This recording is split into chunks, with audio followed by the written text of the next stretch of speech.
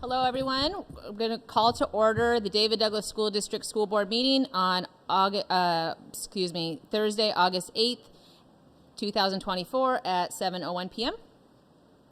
And we'll begin with the Native American land acknowledgement. Today, we want to begin our meeting by acknowledging that we gather as David Douglas School Districts on the traditional lands of the Multnomah, Wasco, Cowlitz, Clackamas, Bands of Chinook, Tualatin, Kalipuya, Molalla, and many other tribes, past and present, who made their homes along the Columbia and Willamette rivers, and honoring with gratitude the land itself and the people who have stewarded it through the generations.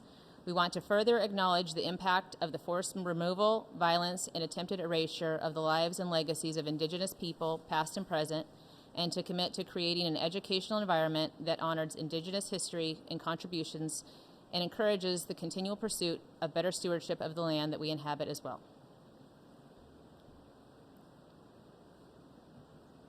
Okay.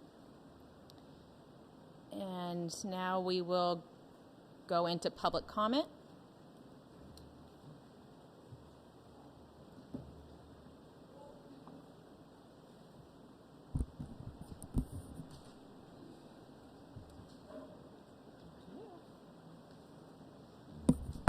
Okay, first we have Jennifer Flagel.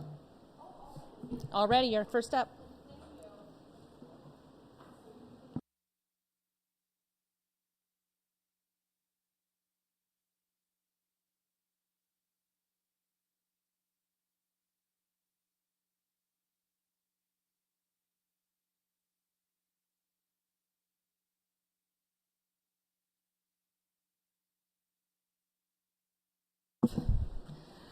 Hello, my name is Jennifer Flagel. I've worked at Gilbert Park for 19 years as a classroom teacher and a Title I reading specialist. I use she, her pronouns. I'm here today to add information regarding a request to have Stacy Moncrief step down as principal and to inform you of several asks from the GP staff. In watching the board meeting that took place on 6/15/2023, I was concerned during the response to public comment to hear members of the board refer to the allegations from the complainant as if they were already proven fact. An allegation is just an allegation unless it is proven otherwise. It is not considered fact just on the basis that it is claimed. It seems the board was not looking at this objectively, even at that time. As previously stated, the complainants actively campaigned to find families and staff who would support their narrative. They cold called former employees, asked current employees and community partners, and even forwarded email chains with Stacy to at least one employee. Despite this, they had very little success. This is clear by the slim number of complainants. If you are thinking critically, this should tell you something. It should also tell you something that it seems that the only people interviewed by Arctic were those vetted by the complainants. Therefore, when they state that non-administrative staff and parents interviewed agreed that Stacy stepped down as principal, it really should be no surprise that the parents who lodged the complaint and the small number of disgruntled and vetted employees or former employees interviewed felt that way. The way the statement was written makes it clear that there were multiple perspectives that were not heard, including administration, our community partners, or even one single staff member or caretaker who did not fit the mold of this narrative. That is a tremendously big problem. Just imagine being a defendant going to court with absolutely no defense, and no opportunity to speak for yourself without being judged. How do you think you would do? Please listen carefully to the following quote cited from the constitutioncenter.org. Governmental actors violate due process when they frustrate the fairness of proceedings, such as when a prosecutor fails to disclose evidence to a criminal defendant that suggests they may be innocent of the crime, or when a judge is biased against a criminal defendant or a party in a civil action. While this is not a criminal case, it could definitely be considered a civil action, and the way this was handled strongly suggests bias on your part and Arctic's, which is a violation of due process. Also, any reputable company conducting an investigation would have ensured this did not happen before making their recommendations, regardless of what they may be. It's important for you to know that the complainants took the silence from some of our staff members as agreeance. Perhaps the most significant case of this was with a former teacher at GP named Paul Foreman, who had one of their students in his class in 2022-23. The parent assumed he felt the same way as her because he is a person of color. He chose to stay quiet about his feelings because he still had their student and didn't want further conflict. They also assumed he left GP because of Stacy, which is not true. Paul declined the interview with Arctic because their contact email was misleading. It said they were hired by GP and that his name was given to them by Stacy Moncrief to investigate the instances of harm that have occurred. This email is very flawed and vague, assumes guilt at the beginning of a so-called neutral investigation, and led to an extremely valuable voice not being heard. The same flaws are evident in the email sent to other staff members as well. Despite the fact that Mr. Foreman knew that it was too late to undo what had been done to Stacy, he wrote an email to Arctic that very clearly stated that he disagreed with the decision.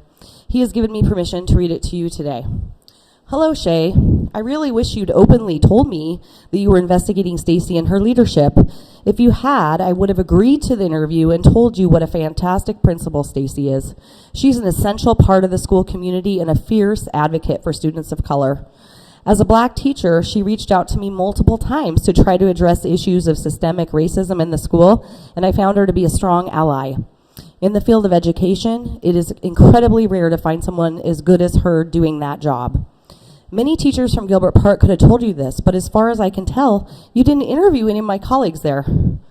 I assume you did interview a parent, I remember, who felt her child had been singled out by a playground monitor.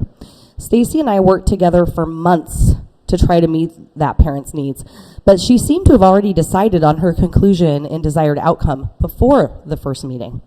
It takes years for a principal to build trust and understanding with a school community, so your recommendation to push Stacy out of the school will be felt negatively by students and families for years to come. It is not my intention to vilify or disrespect you in any way. I've never met you, and I think the work your organization does is valuable and important, but my conscience compels me to give you this feedback. I think that if one of your future investigations cuts the head off of a community, all members of that community should be involved in an open, transparent process in which the stakes and potential outcomes are clear. Good luck, Paul. Just like Paul suggested, the complainants decided during the 2022-23 school year that they wanted Stacy fired because, with her background knowledge, she didn't feel exactly the same way they did about their complaint. While she did address the complaint within district policy, meet with the parents at least twice, and enlist district-level administration to help ensure the situation was resolved equitably, the actions weren't exactly what the complainants wanted. It was during that time that one of the complainants directly told a classroom teacher that they were going to demand to have Stacy fired. At a Gilbert Park event, the complainant's children were also telling staff related to the incident that their parents were going to get them fired and they didn't need to listen to them.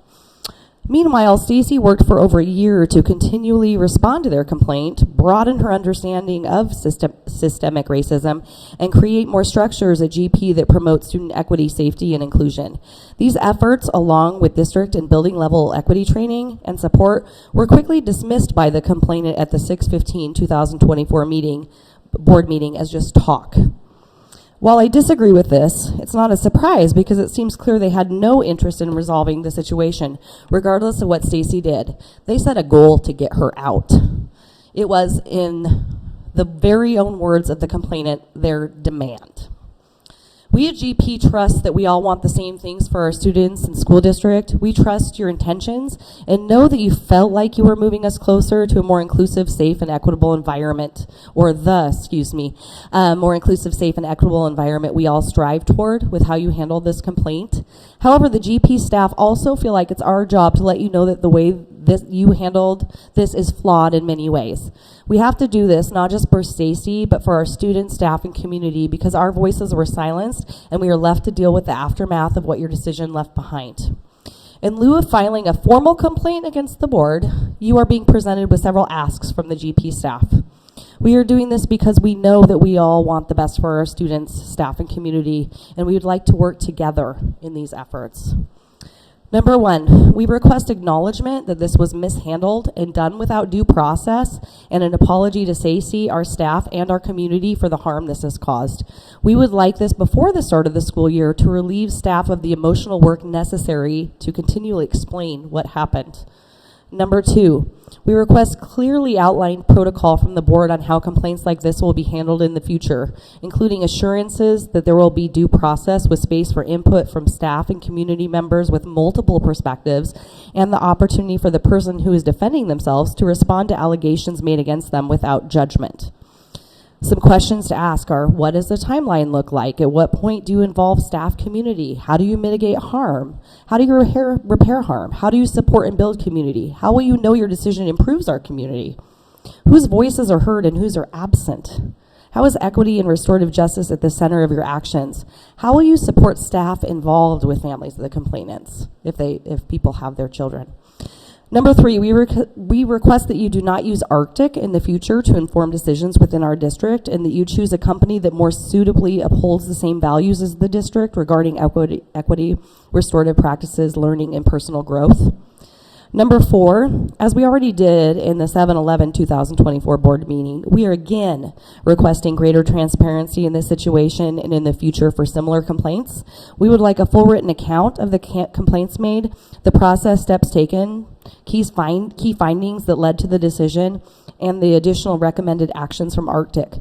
We would also like to know the exact number of non-administrative staff who were interviewed to inform these recommendations, if they are current or former GP employees, and if their names were provided by the complainants. Number 5, we are requesting the opportunity for representatives from Gilbert Park to meet with the board or members of the board, either formally or informally, to discuss this further. We are looking forward to your responses to our requests. Thank you for your time and attention to this matter. Thank you. Thank you. Ms. Soriano, are you going to speak too? Just you were all together? You too, Ms. O'Neill? Okay. And so that was the 3. Okay. And then Michael Cunningham, are you giving testimony, or are you here for applicant? Okay, great. No, it's okay. We're not there yet. This is the public testimony, but okay, great. All right. That is the end of public comment then. And do we have any student comment today? No. DDEA, representative? OSEA, Chapter 40? Welcome.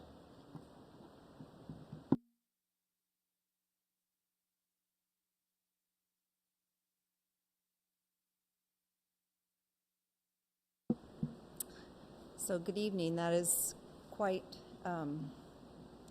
this is quite the place to speak after that. That was a lot to hear. I'm sorry, I'm Kathy Lauterbach. I am the secretary of Chapter 40 OSEA. And we just wanted to share a few things that were going on with classified employees. We wanted to let the board and, can you hear me? Louder? Closer? Okay, we just wanted to, I'm usually so loud, I'm surprised you can't hear me. We wanted to let you know a few things that are going on with classified employees. Union leadership will be at the new hire orientation for our new classified employees, and we hope to welcome them into the district and tell them that they made the right choice. We think very highly of our district and want the new employees to think that way as well.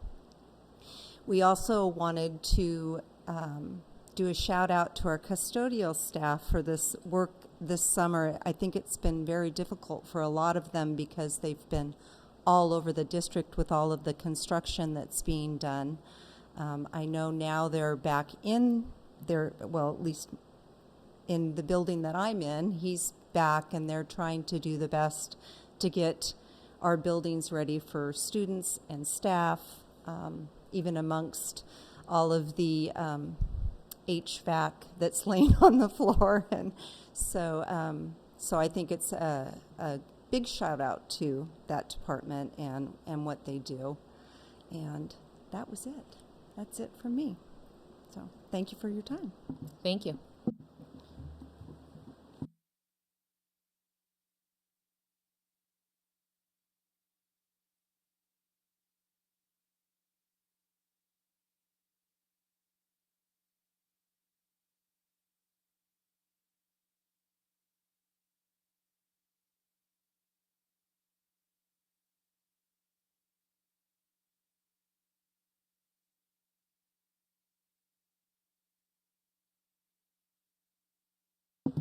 We're noting that we're ahead of schedule, but I believe that all applicants, on the next item on the agenda is the board applicant presentations, and we're just noting that we're ahead of schedule. That's scheduled for 7:50, but I believe that all of our applicants that are here are present, so if we're okay with moving forward. Okay, so the way we're going to proceed is each applicant will give a 5-minute presentation. We have this arranged in alphabetical order, and this is for the open seat on the board. So our first applicant is Michael Cunningham. Matthew Cunningham.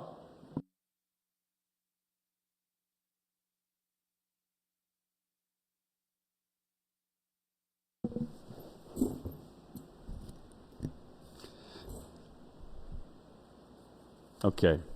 Hey, thanks for the opportunity to hear me present my desire to be a part of the board. A quick part of who I am.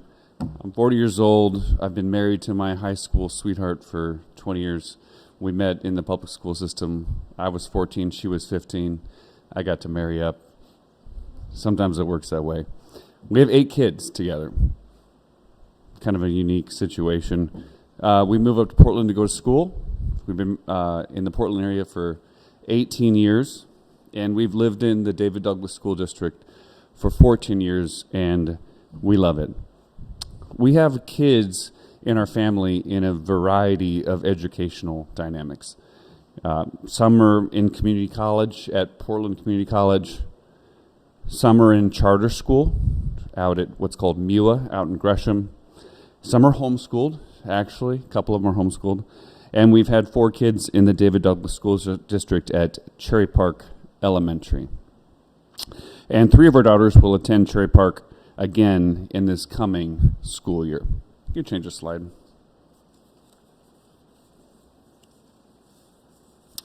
So I think where I think I'm qualified for this position is I have an earned bachelor's degree and master's degrees, and I'm currently a doctoral student.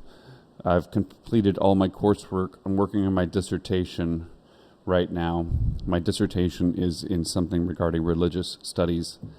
I was in the school district as a pastor using the different buildings that the schools provided. So I had we met at Floyd Light, we met at Ventura Park, we met at Ron Russell. I think you were at Ron Russell when we were there. And we met at Earl Boyle's. And then we got a building. During the pandemic, we decided to retire from pastoral ministry for a season and decided to substitute teach, my wife and I. So we've taught at Earl Boyle's, West Palhurst, Cherry Park, Ron Russell, Floyd Light, Alisot, Ventura Park, Gilbert Heights, and I even taught it for Ridge some. So we're very familiar with the district. So I'm also familiar with serving on a board of a nonprofit organization, and I like the work. I think it's good work. I currently serve as a member of the David Douglas Oversight Committee. Here's why I want to serve. I want to see the students thrive and succeed in this district. I want the students to be in a safe and healthy environment in their education. It seems that as a father and as a public educator, I do think I provide a unique capacity to bring to the table as a board a helpful perspective. I think I have the acumen and the experience to serve on a collaborative board, and I desire to do that. It seems to me the decisions are best made as a team, and I enjoy doing that. I don't like being a lone ranger. I like making decisions on a collaborative board as a team. If I were to join the board, I would first like to know about the conversations that are currently being had around the table. I want to come in as a learner first. I want to know what's going on and see how I could potentially contribute. And I want to contribute to the thriving and the future of our community through the success and the thriving of our schools. Living in the David Douglas School District, I've noticed that there is a lot of pride among those that live in our district, and it's rightfully so. I think it's a wonderful district, and I think that students are thriving, and I would like to be part of a board that helped to contribute that continued thriving of the David Douglas School District. Thanks for listening. Can you wait a minute? So we Oh, sure. ask Go ahead. you Oh, yeah, please. Any questions? Yeah. I want to open it up for questions for Matthew. Hi, thank you for being here with us this evening. This is a question I've always asked about many folks who seek an appointed seat is, have you been engaged or have you been watching any of our past board meetings? And if so, what are some key things that you would like to prioritize or highlight in this district and currently as we are now? It's a good question. The answer is yes. I've primarily been involved in questions regarding student safety and issues that were particularly around Floyd Light Middle School. I was in conversations about how to protect the students there most. I have also just attended as a resident of the community, but I gave public testimony a few times, and that's what it was about. It was about student safety at Floyd Light, particularly outside, around the track and those kinds of things.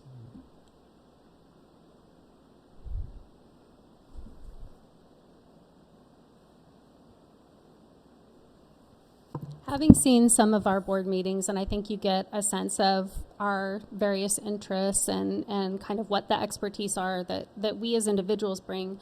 If you're joining this team, what do you think you bring that we don't have already?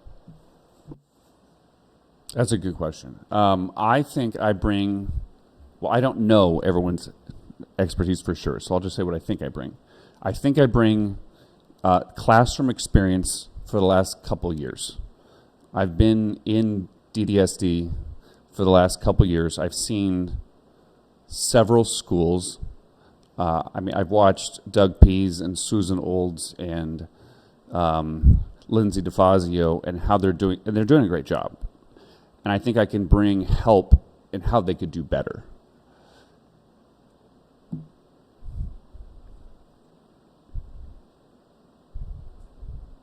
So as you probably know, David Douglas is one of the most diverse districts in Oregon. What experience do you have dealing with these kind of populations and how to improve education for them? How would you want to come into that? Experience or like what I didn't hear you totally. I'm sorry. What experience do you have working within those populations, or what have you seen as being here at DDSD that we could do to help? A couple things. I was a youth pastor before I became a teacher, and I've lived in this district for a long time. So I had young people in the youth group that were from a various kind of economic and ethnic backgrounds.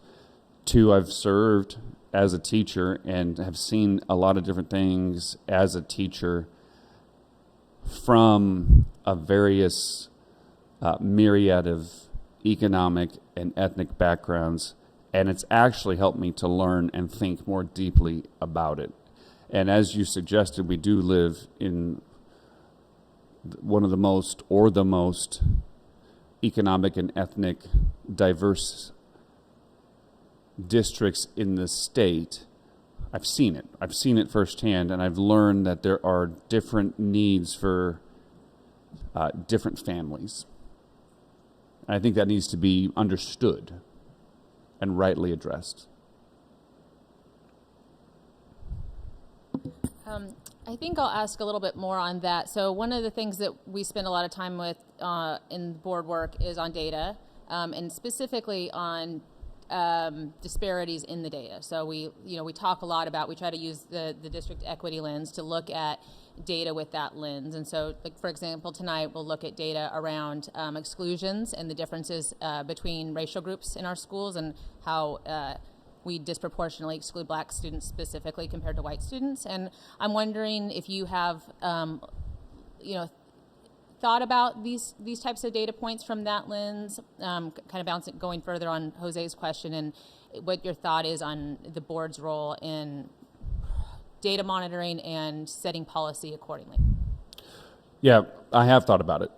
I do think, I've not seen the data points particularly. I have not seen a report. I'll speak experientially.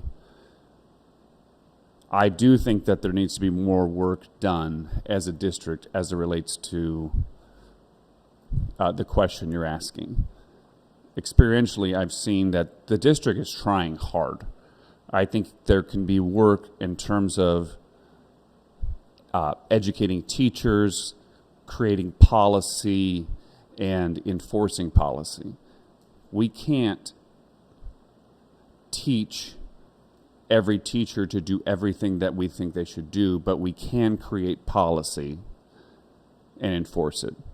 So as it relates to minorities and otherwise, I do think there's work to be done, and I do think that it's something that should be a priority of the board.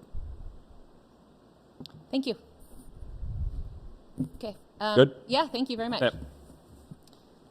All right. Next, we have Althea Ender.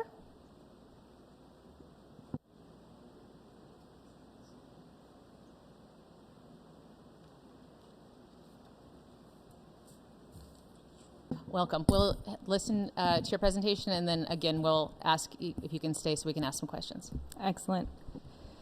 Good evening. My name is Althea Ender. I use she, they pronouns, and I'm very excited to be here tonight. I'd say if I don't have a slide presentation, but if I did, I'd say the main bullet points would be I am a parent, I love soccer and community gardens, and I believe in this community. So I'd say I'd start off with the most important qualification and motivation for serving on the board is my status as a parent. My oldest is a rising first grader at Ventura Park Elementary. So we just got over the kind of the kindergarten roller coaster. And my younger two benefit daily from the school and community-wide district events. As part of that, I've really enjoyed the Champions program, partnerships that the district has. I am active on the Parent-Teacher Association, or the Parent-Teacher Organization, Friends of Ventura Park, and I'm encouraged every day to get more involved in, say, writing grants for their community garden and expanding the services that they offer. I'm also a proud soccer coach with the David Douglas Soccer Club, Go Batwings. So, when I got my start in my career, it was working with marginalized youth at Outside In. That opened up the door for me to spend the next decade being a patient advocate, lifting up the voices of patients, of individuals, and then a project manager in healthcare, listening to community need and helping make funding decisions. So those are the skills that I brought from healthcare. I learned a variety of things that weren't necessarily in the job description. I was in a very labor and union heavy workforce, so I got to see that from a few angles, and I really appreciated that work. I don't know if that employer ever knew how much I was fascinated by the water cooler conversations and the things that would come up that I could use some of my soft skills to manage that definitely affected patient care and teamwork. So that's something that continues to be an interest of mine. Later, as I became an attorney, I look back at my work, and the times that I'm most proud of are when I've stood with individuals against oppression. Working with the VOS Workers' Rights and Education Project, I joined with their wage claim work to help workers recoup their wages when they would work and not be paid. I went to Texas to a detention center holding women and children to help prepare folks for credible fear interviews, their next step on their journey to claim asylum in this country.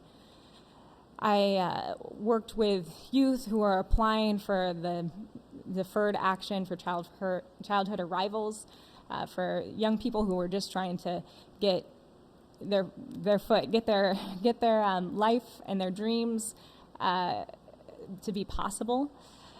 And these are the types of things that have really molded my passion, what I want to do in my career and otherwise. I've also had experience on a board. Villages Northwest board is what I've spent most of the time being a board member and a president. This is an organization that helps seniors stay in their homes and stay connected in later years in life. And it reflects, I'd say, some of the district work in that you work with organizations that are in miniature boards that are that are kind of independent, but also accountable and dependent on the central organization that our board represented. For my interest in serving on this board, there's a few areas. I obviously mentioned labor and employment. I think that's something that I am independently interested in and would spend plenty of time digging into. I'm also interested in food issues, both access and quality. As a parent, that's something I get to see kind of firsthand, as well as something I've heard from other parents in our district. Land use, as for, say, construction projects, capital projects, specifically use of land for gardens or updating our current facilities and other areas, other questions around land use really draws me in, as well as special needs. I see that there are definitely equity concerns and equal access concerns just around, say, our policies or how we treat students that fall outside of the spectrum we're most used to. I appreciate questions that come up around technology. I feel like that's always going to be forward thinking and it's not something to shy away from. And I look forward to discussions around policy on respect for gender as a spectrum. That's something that's near and dear to my heart. So I thank you for your time. I'm excited. I don't envy your position, but I would be excited to dig into the issues that you grapple with, and I welcome your questions.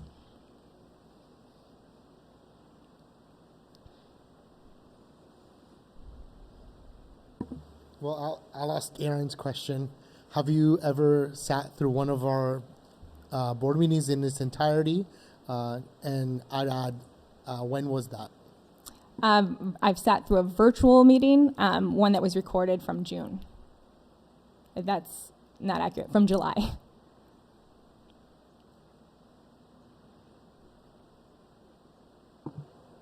What keeps you up at night when you think about public education? Yeah, violence in schools, I'd say, and it doesn't have to be the big terrible stuff that we think of, but simply things like bullying and how that starts at a very young age sometimes, as well as some of the contributing factors, I think, because the stress placed on school administrators and teachers, frontline staff. One of my greatest joys this last school year was when I could, work from home or something and join for a breakfast or for lunch and recess. It was both a joy and maybe a contributing factor to some of the things that kept me up at night, wondering about what more we could do or what more support the teachers, the families, the kids could use. So being on the school board, there is so much to learn, and it's impossible for us to know everything, right? And also there's moments where we may not always agree or we have different perspectives on different things. So I would like to hear, what is your approach to something that you don't know anything about, like if it's a topic, whether it's about school funding or bargaining or union or just about our school community, how would you approach something that you have no recollection about, because this is a constant learning role, And also, how would you approach a situation where you may not agree with someone? Well, I hope I'm not sharing a secret, but that's how lawyers feel all the time. So when I'm approaching a new issue, especially one of great importance, I'm going to look for folks that are already close to that issue, who have already been part of that conversation. I certainly want to do my own homework to some degree, but with the internet and the information that's out there, it's just as likely that you might go down a rabbit hole that's not that's already well-worn or not relevant to the conversation anymore. So I really do appreciate kind of the twofold of doing some of my own research, but quickly finding folks to talk to and connect with, and maybe not even the usual characters. I like to take, recommendations and talk to the folks that people say, but I'd like to think broadly about who might not have been in the room or talked to yet. So kind of break down the hierarchy of information exchange in that way. The second part of your question, I've already forgotten. I'm so sorry. Sorry, it's more about how would you work with someone that you may not agree with? Yes, that also happens daily. So I think one of my soft skills is working with folks with a basis of respect. And this is hard because we don't all come from that same ability or interest in showing that base respect. But I believe strongly that you can have even heated discussions, even strong disagreements, but you come from a place of basic respect and you stay at that place of basic respect. And hopefully you leave the room at a place of basic respect. And so I find that when I can take the time, spend the time, show that respect, and figure out people's kind of base motivations and values, where we're not matching up, that's where I'm going to make progress. Or, quickly, put the conversation on hold till we can approach it in another way.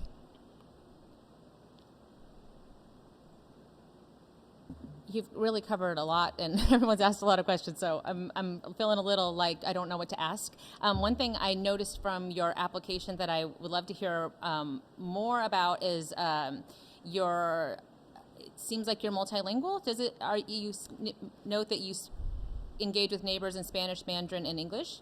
Yeah, I carefully carved it out, so I wasn't saying I'm fluent, but I'm comfortable speaking in Mandarin Chinese, and on my way here I asked for directions in Spanish, and I'm working on Turkish. But I have a passion for language, which I think soccer and community gardening is just another form of language. These are all tools to connect with my neighbors, to connect with friends and family. That's lovely. And do you have any thoughts on kind of immersion programs in the schools or anything? Is that anywhere have you thought about that with this district? So I know we have one small Spanish immersion program, and there's conversations kind of ongoing about expanding that. I'm wondering if you have any thoughts on any of that as an interest?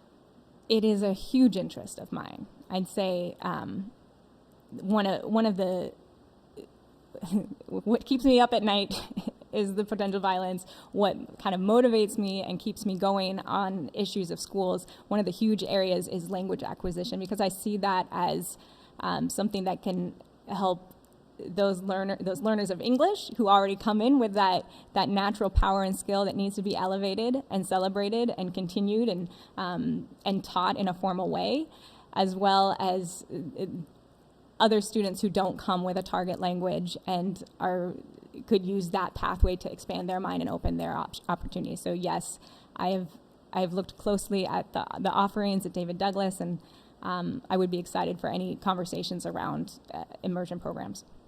Great, thank you. All right, last we have Kyle Riggs.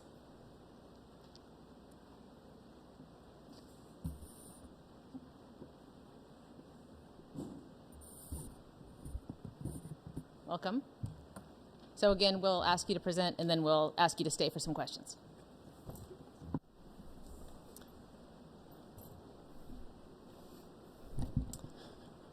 All right. Hello, everyone. It's nice to see all of you again. The first, who I am, it seems like I know all but one and two of you, but short. My family and I have lived in the district for 2 decades plus. our children graduated from the high school. We continue to live here. Both my wife and I have at one time or another been employees of the district. We're pretty much Douglas. So that's a little bit about me. I think the rest of it will come through all of this. Regarding school-related and community activities that I've been involved in my time in the district, it started, I think like it does for most parents, right? You volunteer in the classroom, you're in community sports, you do the book fair, things like that. From there, though, I made the mistake of meeting Florence one day. And at Al-Assad, I walked in, Allison and I flipped a coin. I went with the older boy to the middle school. She stayed at elementary. I met Florence, and I said, hey, what do parents do around here? And she says, oh, let me tell you. From there, I sort of went to the next level. I was involved in PTO at Al-Assad as a member and as the president. I got involved in some board stuff, Citizens Advisory Committee, doing things for the board, looking into the Deerdorf property, looking into curriculum adoption, things like that.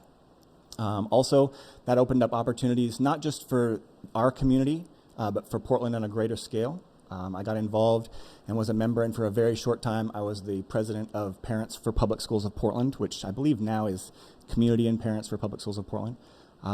Just looking at issues. One of them at the time, a hot button issue, was helping the city understand that David Douglas was actually a Portland school district. Also got involved doing parent leadership conferences where we would bring parents from all over the region to Park Rose for a full day, seminars and stuff, really helping them learn how to navigate school, helping them understand the systems, getting the ins and outs of how they could work with their school in best ways to help their students.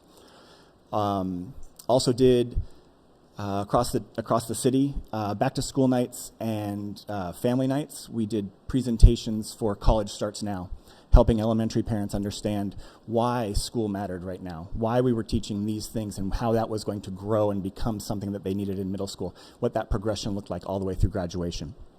I also had the opportunity to be a parent of Douglas, involved in a lot of things after all of that, like curriculum adoption. One of the things I had mentioned that the CAC did was say to the district and to the board at the time, when you're adopting curriculum, you should involve families, you should involve parents. And so I took the opportunity to do that and be involved. It was when the district adopted Bridges way back when. So to get to see it firsthand on how that would be for a parent, just again to better relate to those that are wanting access. Additionally, school-related, I have served on this board. I've served on committees during and after. After I left the board, I stayed until the Equity Committee finished its work. I stayed until that policy and that lens were presented to the board. At that time, it was out of the committee's hands, and that's when I took my 6-month vacation from David Douglas and did nothing with the district. It had been a long time. Separate from that, as far as school-related and community activities, I've been a youth leader in the district for a variety of things, but most recently, for about the last 4.5 years, a group of about 30 kids, overwhelmingly Douglas, and coincidentally, overwhelmingly Pacific Islander. The next talks about it's your qualifications, right? And I think we all can be honest. The only qualifications to be on the board are 4 votes in here or about 4,500 votes out there. But experience that I have that I think is applicable. I am retired from my first career. I had 30 years in business, mostly operations and human resources, dealing with budgets, 8 and 9-figure budgets regularly. All of my career stuff aligns very nicely with what the district office does. From there, other experience that might be applicable. I am a teacher. I'm a licensed teacher. I have my Oregon teaching license. I teach 3rd grade. I did all of my preclinical and my student teaching in David Douglas. I've taught in our classrooms.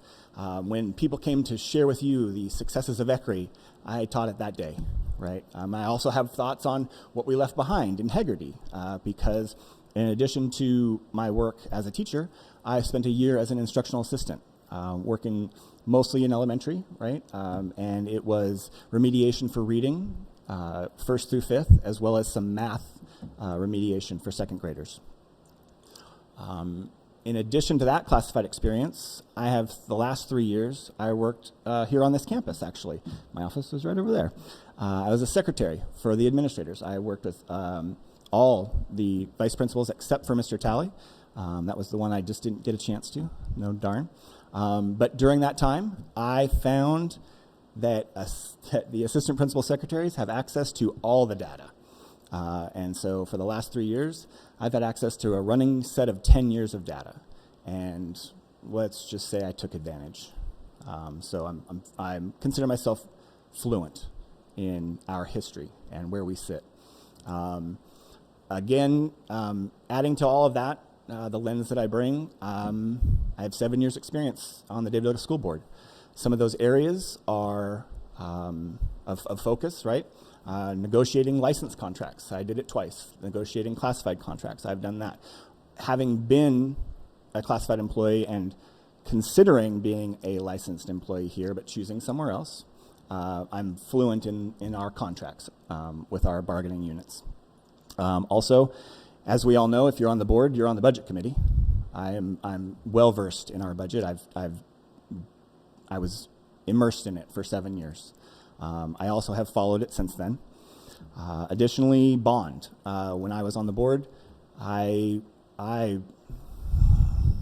humbly say, I ran the bond. Adam and I spent a lot of time together.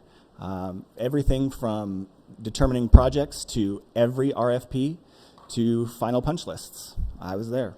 So I'm fluent. I know where you're at. I know the concerns you have.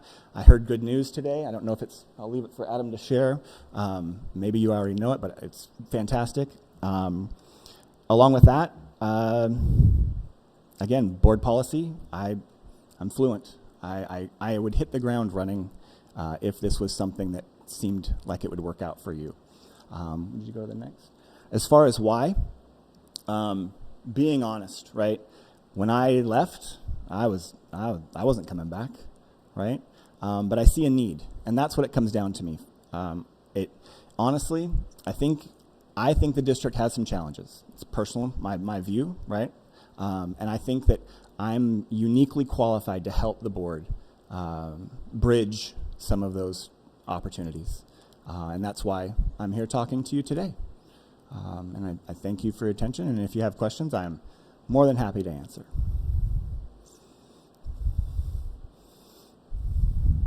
We served together, and now I've been on 7 years. So yes, you have. I looked it up this morning. We served together. And because I know you, and because clearly you have such a wide variety of knowledge and have served in so many ways, I'm going to ask you a little tougher question. I'm ready.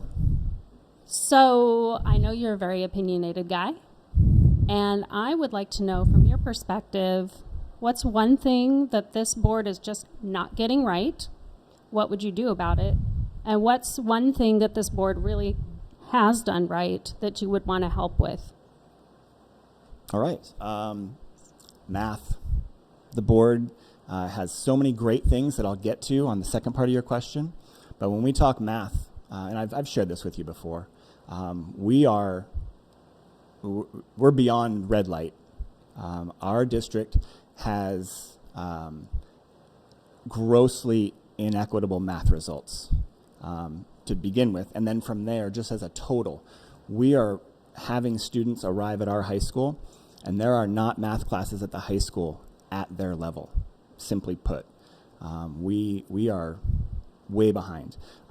Quickly, what I would do about it, again, it's all data, right? It's data and relationships. And so we have to take that data to the teams and ask them, how is it that when the district is reporting that 20% of our 8th graders have at least reached early math? We know this, right? We've talked about it. I won't bore you with that part.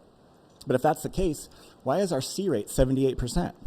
How do we have that many kids with a C? And so there's some data disparity, right? And so it's building those relationships and getting an understanding from the buildings. How are we doing this? Like, what are we telling students? What are we telling families? And how are we working with them when clearly they are not achieving? And also then start the discussion, that second part, not the second part of the question, but the second part of the math question, is start the discussion. Are we being honest with them? They arrive at high school having just gone from math class to math class to math class. Here at the high school, You got 4 years to get 3 credits. And honestly, if we took an honest, heartfelt, caring look at the number of credits that we are getting outside the classroom through credit recovery and math, it's terrifying. So again, it's data and relationships. Things the board has done right, or the things the board that they're doing and so forth. Equity, I mean, come on. You're like, are you guys nationally known yet? I mean, you got to be close, right? Equity is such an important thing. And so many times it's taken as an affront to, I don't know how you even say it. It's taken as an affront to some because they feel as though you're attacking them because equity issues may not affect them. That's not what it is. That's not what's happening. What we're saying is, and what I'd like to be a part of, is being able to go to our staff, to our families, and my goodness, to our students, and create an environment for them safe, right? And of course we can talk about like physical safety, right? But the one I'm talking about is just a safe place where they can learn and grow in an equitable environment, where they don't have to have those figuratively invisible ladders and barriers put in front of them, where they can come, showcase their talents, have the support in the areas that they need it, and move forward. I think your work is great, and that'd be amazing to be part of that. I don't know, again, board assignments come from board leadership, so you work kind of where you ask or are sent. Hopefully that answered your question. Well, I want to ask you more about data. So, yeah, tell me more about what you have discovered and what we're missing in terms of data monitoring and your deep dive of longitudinal data. I would love to know, like, specifically indicators, especially around the math conversation, where you see an actionable measure there, like beyond just what we're already tracking. Like, what are we missing? Okay. As far as data, the first thing that I would suggest to the board, me on it or me down, like I told you before, up there, down here, it doesn't matter.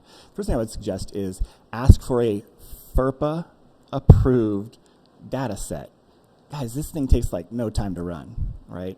And you can see every grade for every student, in every class, for every teacher. And with those, you can add your equity overlay, right? So you throw this thing into Python or a pivot table, you ask any question you want, you'll have the answer. And you can see it over the course of 10 years. And you can see, and this is off memory, so I apologize, but as an example, wow, it's been since June. You can see that at the high school, freshmen taking the freshman math class, which right now is integrated 1, right? We all know way back when it was algebra 1, but integrated 1, what the pass rate was in 2018 compared to what it is now, and what that's doing to our graduation rate, and what that pass rate being so low, what that's doing to our credit recovery, and what percentage of our math credits are coming from credit recovery. Those are the areas that I think if you could see it stacked, right? If we were drilled down year after year and you could see it, I honestly believe it would be higher on your priority. Not that, like, it's not, but I mean, when I say red flag, like we are approaching, this is an opinion, right? Because it hasn't happened, I'm going to be clear. I last year, not this last school year, the year before, I forecast that 50% of freshmen were not going to get their that took the math class, the credit math class, because you can be a freshman and not take a math credit class. You can take algebra fundamentals, right? And that's good for you. That's actually a really good thing. But I said 50% of freshmen were not going to get their full math credit, and I was close. 48% this last year. 48% of our freshmen that we put into that class, we forecast them into that class. That's another thing. You should look at how that happens. But we put them in that class, and 48% of them did not get their full math credit.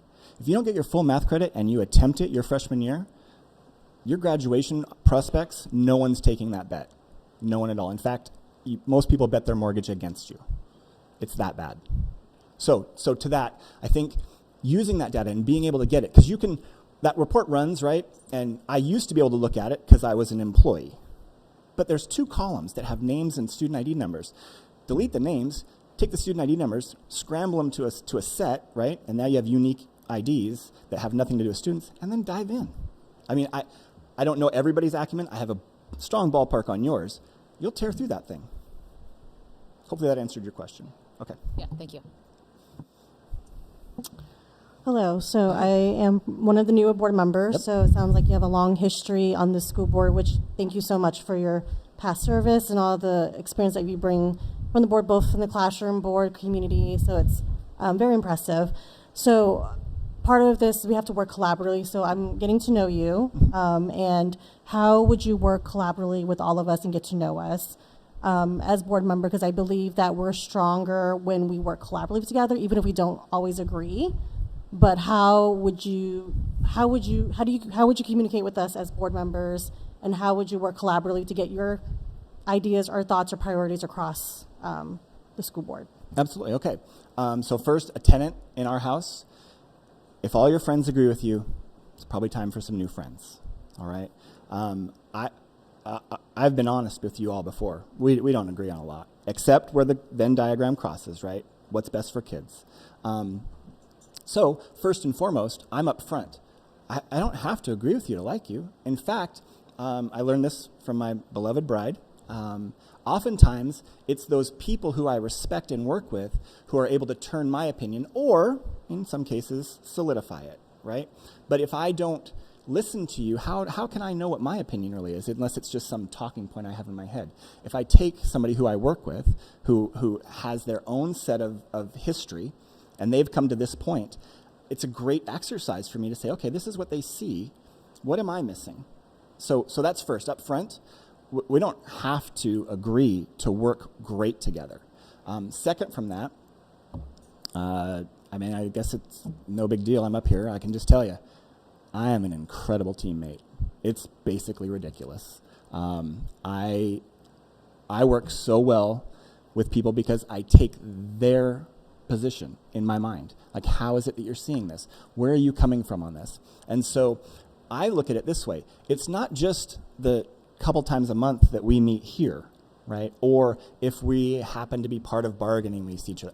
I've been to, Stephanie invited me over to her home, right? I think that's important. I think the members of the board need, clearly though, only 3 at a time at max, unless it's a known thing and it's published and blah, all the rules. I think it's important. I think if our only relationship is right here across microphones, I don't think the work gets done. I really don't. And I certainly don't think the work gets done in a positive way that allows us to work better and more efficiently and more harmoniously later on. I think there needs to be a relationship built. But I think it does have to start, because nowadays, boy, I tell you, if someone disagrees with you, oh, they're out, right? Well, I'm just tell you up front. Ask the vice chair. We don't agree on a lot of stuff. That's okay. I think I was the first person to give her a fist bump when she gave her presentation here, right? She did a great job, right? And she's doing a great job for the district, right? And so we don't have to agree, except that we believe what we're doing is what's best for kids. And also then the one last thing that and it hurts sometimes, but that you have to agree on. If the board made a decision, you had your chance. You spoke your piece. The board made a decision. That is now the board's decision. I'll admit, I've only been on the downside of it once, but it hurt and it sucked and it was terrible, but it was the board's decision. And that's what it was from that point forward. If it ever gets brought up again, trust me, I got plenty to say. But that's how it is. It's a working system, right? And it's an amicable working system, because if it's not amicable, don't be on the board. You're in the wrong place. Hopefully that answers your question. So experience, there's so many upsides, but there are a couple things that sometimes people with a lot of experience are less flexible. They have always done it a certain way, have certain things in their head and how they have to be done. What kind of things do you think you would bring to this to let you learn with us and not just be, oh, I've been doing this forever, I'm just going to continue in that same thing? Well, first, a really solid memory of when I sat up there for the first time, for the first year, for the first contract, for the first bond, right? You have to learn those things. Also, a very solid understanding, this was like a decade ago. I mean, this isn't today. Today is different. I don't know all of the things that you guys know going on today. I will say, I mean, and I'm not going to pull any punches, I know a lot about the district. I do. But that's not make it that I'm the one that is all-knowing. What I bring is, here's my piece of what this puzzle would be. Here's what I know, and here's I would be willing to share. As you guys add your pieces to that puzzle, that's where those decisions are made. It's not, we ran our budget meeting this way, and I have no idea why you guys aren't asking Pat about this bucket. Like, this is, that's not how it works.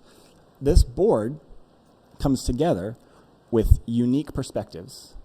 Those things are all put on the table, sort of mushed around, and in the end, the ones that matter, the ones that are going to move forward are the ones that come up. And so it's not a situation, first of all, that any one board member can say, this is how we do it.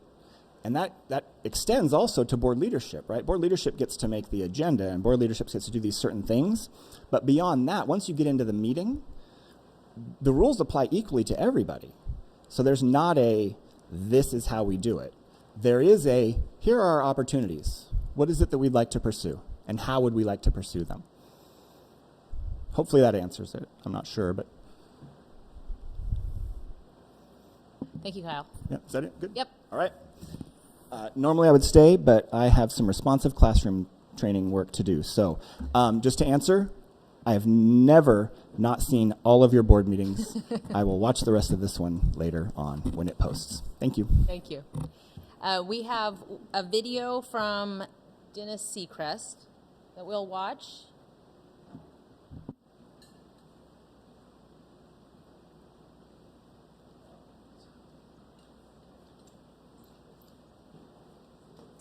Hello and good evening. My name is Dennis Seacrest. I want to first say thank you for allowing me to record this remotely, since I will be in town the day of the presentations. Really appreciate the opportunity to read what I have prepared for you all. I'm hoping to become a member of this board. I've lived in the district for 21 years now, and both of my two kids attend David Douglas schools. One's at Earl Boyles, the other one's at Robinson. My wife is also a teacher. She teaches ASL at the high school. And so I just want to say I'm really committed to this district. My kids love it here. My wife loves her job at high school, and I love being a parent and a volunteer in the district.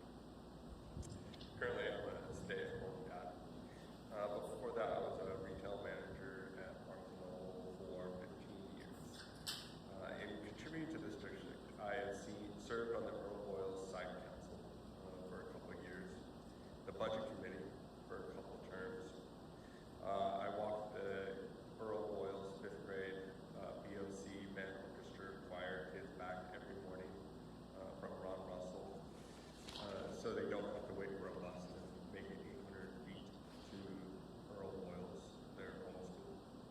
But more importantly, I volunteer in classrooms every day at either Ron Russell or Earl Boyles. I'm seeking this position because I've grown to love so many of the teachers and kids here in our district. I want to see every child have the opportunity to succeed, and I want to help create an environment that fosters success for both the teachers and the students. I believe I can make a difference. I really do. I think the district is underutilizing a very valuable district, and that is parent volunteers, especially in the upper grades. When I first wanted to volunteer in the middle school, Ron Russell, everyone told me it was never going to happen. Like, parents just don't volunteer in middle schools. They thought I was crazy. And sure enough, 2 years ago when I asked her to volunteer in my daughter's 6th grade math class, I was met with disbelief. Her teacher, Robin Wells, who is by far the best math teacher in the district, at least that I've seen, told me in all the years she'd been teaching at Ron Russell that a parent had never asked to help in her classroom. That was really shocking to me. So when I asked this year, when my daughter was in the 7th grade, to volunteer, I knew it would take some convincing of her math teachers to allow me into her classroom. Why did it take so much convincing? That's my question. Why aren't parents being used to help them? We hear a lot of talk about how teachers are overloaded with class sizes, and I believe it. I hear it every day from my wife.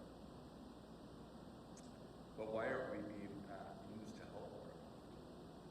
Why isn't there, I think there's a volunteer coordinator at the district office, and I'm not sure if, I've never gotten a call myself from the coordinator.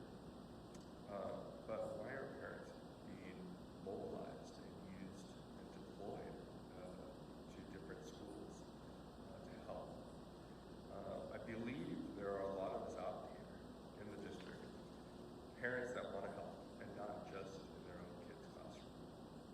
The district has our phone numbers, our emails, and we pass background checks. So I want to use parents in helping in the classrooms and helping teachers meet the goals they need to meet and the kids meet their goals that they need to meet. And we can be an important tool in the toolbox. I think we should be deployed to around the district and maybe alleviate some of the stress of higher class sizes. Plus, volunteers, we're free. We don't get paid. So you don't have to worry about us in the budget. You don't have to carve out any money to pay us. We are free. And I would hazard to say that there are a lot of us that would be willing to work for free. We already do. I know I do. I also believe I can help identify areas in which we can become more efficient with the limited resources, whether it be time or money. An example of this is what I'd already kind of mentioned before, the band registered choir program. When my daughter first joined the choir program in 5th grade, when I found out she would be returning to her own school of Earl Boyle's by bus from Ron Russell Middle School, which is only 800 feet away from the school. Again, I was thinking, this is silly. Why can't they just walk back? And after I discovered that they weren't allowed to walk 800 feet from middle school to their home school, I volunteered to walk them back myself, saving hopefully the district money, because the bus driver's time, and getting the kids to school earlier than having them wait for a bus. This, I thought, was a very common sense solution to not much of a problem, but I think it helped. I think it still helps. And I hope to apply something like a simple solution to other situations that we might identify as areas of opportunity. But thank you for your time, for listening to me, and for your consideration. I don't know how many of you volunteer in classrooms, but I've been in every grade, seen the struggle that both teachers and students are experiencing, and believe I can help them by serving on the school board. My name is Dennis Chris, and I'm ready to serve. Thank you very much for your time. I hope you all have a good evening, and good luck to all the other applicants.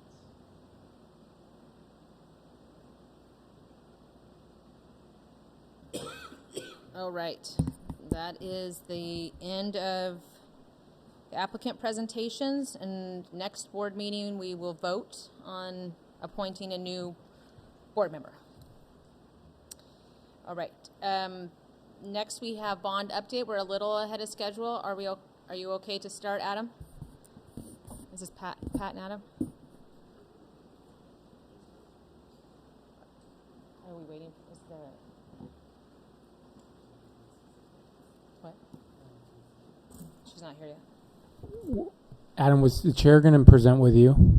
Say that one more time. Were you having a bond oversight committee members present with you tonight? I thought Lisa was going to be here, but We're still a little early is I the think reason we were I'm on asking. for 8:40, so I can give her a call if that's. Yeah, we can move things around. We'll probably shift some things because we'd hate Okay. for her to show up. Sorry for you coming all the way up here. Thank you, Adam. Okay. I didn't get confirmation from her that she was going to be here, but we sent her an invite, so. Our agenda and the agenda we shared, Adam, said 8:20, so we'll at least wait to 8:20 out of the courtesy. I'm sure our chair or vice chair can figure out kind of where to go next. All right, let's move up our consent agenda. This is an action item. Madam Vice Chair, I move approval of consent agenda. I second. Okay, it's been moved and seconded. Do we have any discussion about the agenda? You prepared to vote? Okay. Dr. Wynn? When I. Stevens, aye. Commander Georgeson, aye. Franklin, aye.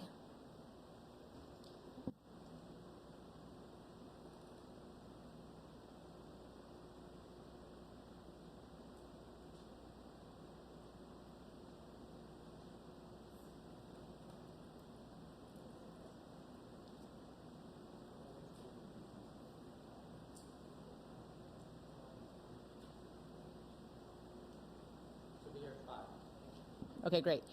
Pat, if it's all right with you, we'd like to move up the resolution to approve school support fee for enterprise zone. Sure. So last month we brought a presentation regarding the enterprise zone and the school support fee requirement. That new bill allows for when companies request an extended abatement period after they have met all of those qualifications for abatement, that the new law says that we can actually assess a fee. So in order to do that, we actually have the board to set a fee. You had a couple questions last month. I did get an answer to one, and that was why 15% if it's 15 to 30. And they just felt that because it is money we receive in lieu of property taxes, it'll be counted as part of our local revenue and part of our state school fund calculation. So they thought that a more conservative number would be preferable. And they also thought a more conservative number would be preferable because any refunds that are required come out of our coffers. So if we get the money and there's an issue that there needs to be a refund, we have to reimburse. So that was they figured that was a lower hit. Again, if you want to take more time to until I get the last question answered, because I think it was regarding how do the TIFs are going to be affected, we could do that, but we did want to bring this back this month since we said we would.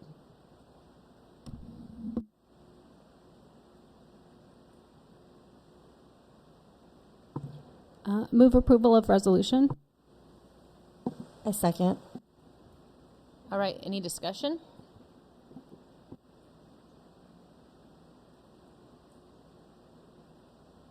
Well, I have a question, Jose. I know you brought up the TIF question at last board meeting. How do you feel about that question still being? Yeah, clear?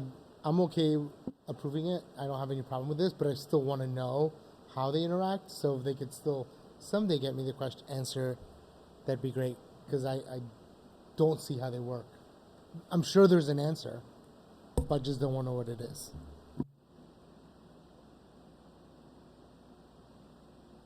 Any other discussion? Are we prepared to vote? Yeah? Okay. Director Wynn? Aye. When I. Commander Georgeson, aye. Franklin, aye.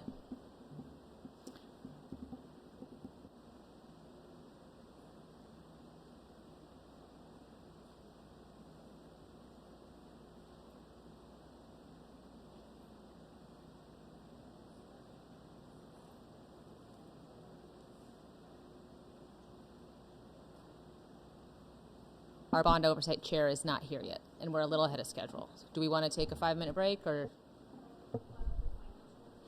Yeah, Yeah. I'd be happy to. I'm sure Pat would be happy to. Pat, would you like to do your financial report now? Let me pull that up.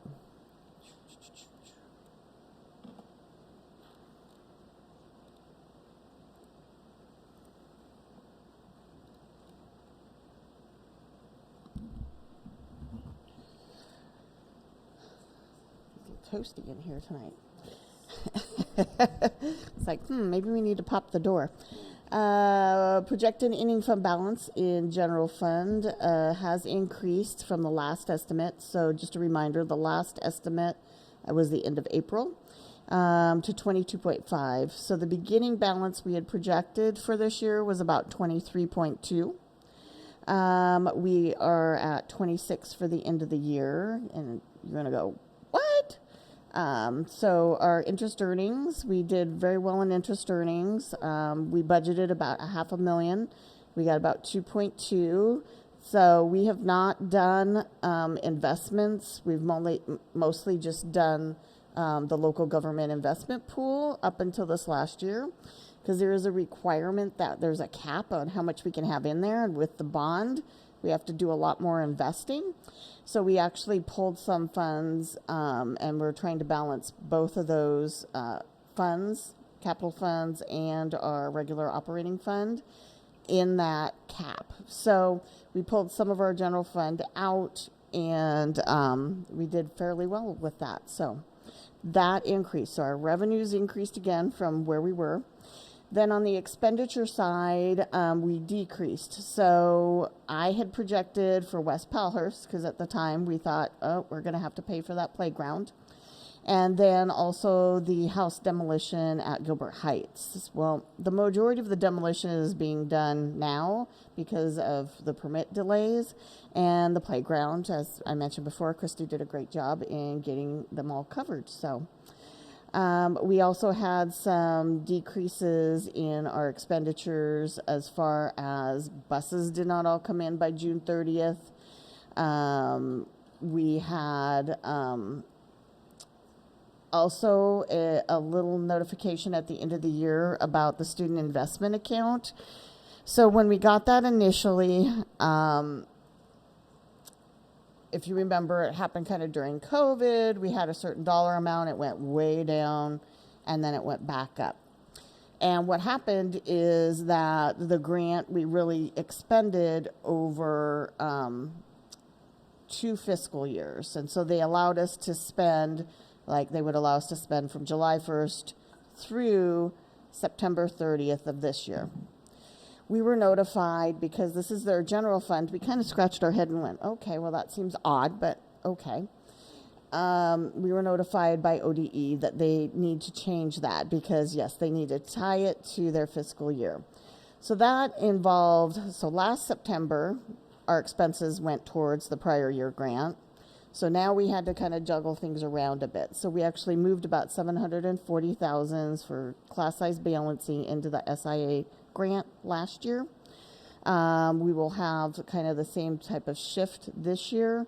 And then I think as we plan for the next year, we'll plan for that July to June time period going forward. So that's part of the reason why we had such a larger balance. And then we did have, salaries and benefits. We still have vacancies. I estimated a higher number for charter school payment pass through. And their ADMW was down a bit, not a lot, but a bit. And then we also had a lot of outside placements where last fall it looked like we were full. But by the time we get to the end of the year, because the students don't all attend and there's a lot of fluctuations, by the time we actually cleared all the purchase orders out, we still had funds available. So I think Florence and I will work on how we can tighten that up. So that we can better predict, but that's where our general fund ended. Nutrition services ended up. They did have some work being done in Cherry Park that again is a little bit delayed into this year. Next page. Energy projects fund. So we had delays at Deerdorf. That has been a slow go there. We're trying to wrap it up this month. I'm hoping that it'll all be down and done. Again, transportation replacement fund. We had thought buses would be in. They were not. Capital reserve fund, just a reminder, that one's going to go to 0. The football field is the last purchase out of that. And then the capital projects fund, I had planned for more expenditures, thinking that we would be getting that CTE building started, and we're still on the permit for that. So Adam will talk more about that. And then our investments, as I mentioned, we did pretty well investments. This gives you an idea of our LGIP, or local government investment pool account, and then the balances that we had there. Any questions? Pat, the buses that weren't, I saw it was like 700. Was that already accounted for in next year's budget when we passed the budget? That's what I thought. Yeah, Okay. so, and that's what's hard. Sometimes Yeah, I you look know. at the budget and it's like, well, is it going Right. to come in this year? Capital projects is one too. This Yeah. year or next year? Yep, And okay. you kind of have to double budget sometimes, so it looks a little wonky. Thank you. And it's nice to get some good news for a change. Yeah. I have just a clarifying question about the outside placements. So I just want to make sure I understand. So we budgeted for outside placements thinking they were going to go, and then they never, and then these students didn't show up for the outside placements, or they started and dropped, and then there was refunds. Is that what I'm understanding? I'll let you handle the started and dropped. Yes, started and dropped. Typically, they'll go for a couple days and then they unenroll. Then they come back, and we're only paying for the days that they're in session. And so that amount varies. And then we have some who say they want to go, we get it all set up, and then they don't show up. So it varies on the student and the situation. So that's that part of the question. And so what happens is, as we get notified that there's a student going into an outside placement, usually it's through either a contract or an agreement with MESD, and those are by individual students, so we can track them. So if I get the information that Florence is going into outside placement for a year, then I'll do that agreement, and I'll also put a PO in the system. So if the student's not attending as much, that's where when we get the invoicing, it's like, okay, well, what happened here that the student isn't? And there's also a little bit of finessing to do with the ESD, because we have slots that we purchase through our resolution dollars with the ESD. And so they also try to work with us on, let's say I have an open resolution slot. So can I take a contracted student and put the student in there rather than pay it via contract? So that also adds some complexity in tracking them as kids ping pong in and out of those placements. And this is students in special education and non? Are we talking about both in this conversation? Both. Yeah, we do have a plan on, we check monthly attendance, and so we'll monitor that. If students, we start seeing a decline, we'll be more actively engaged in reaching out to the family, in addition to the work that our outside placements are doing, in an effort to kind of keep kids going and enrolled and getting those credits.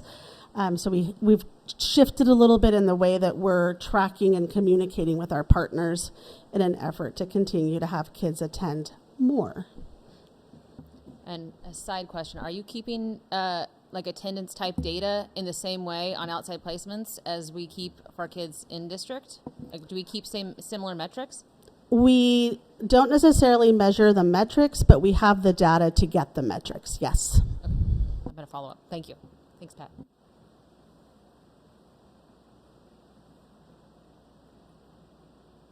Any other questions?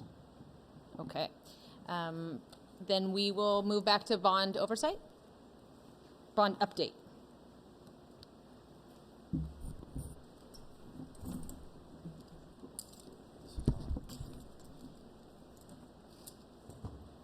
Good evening. Thank you again for the opportunity to be here.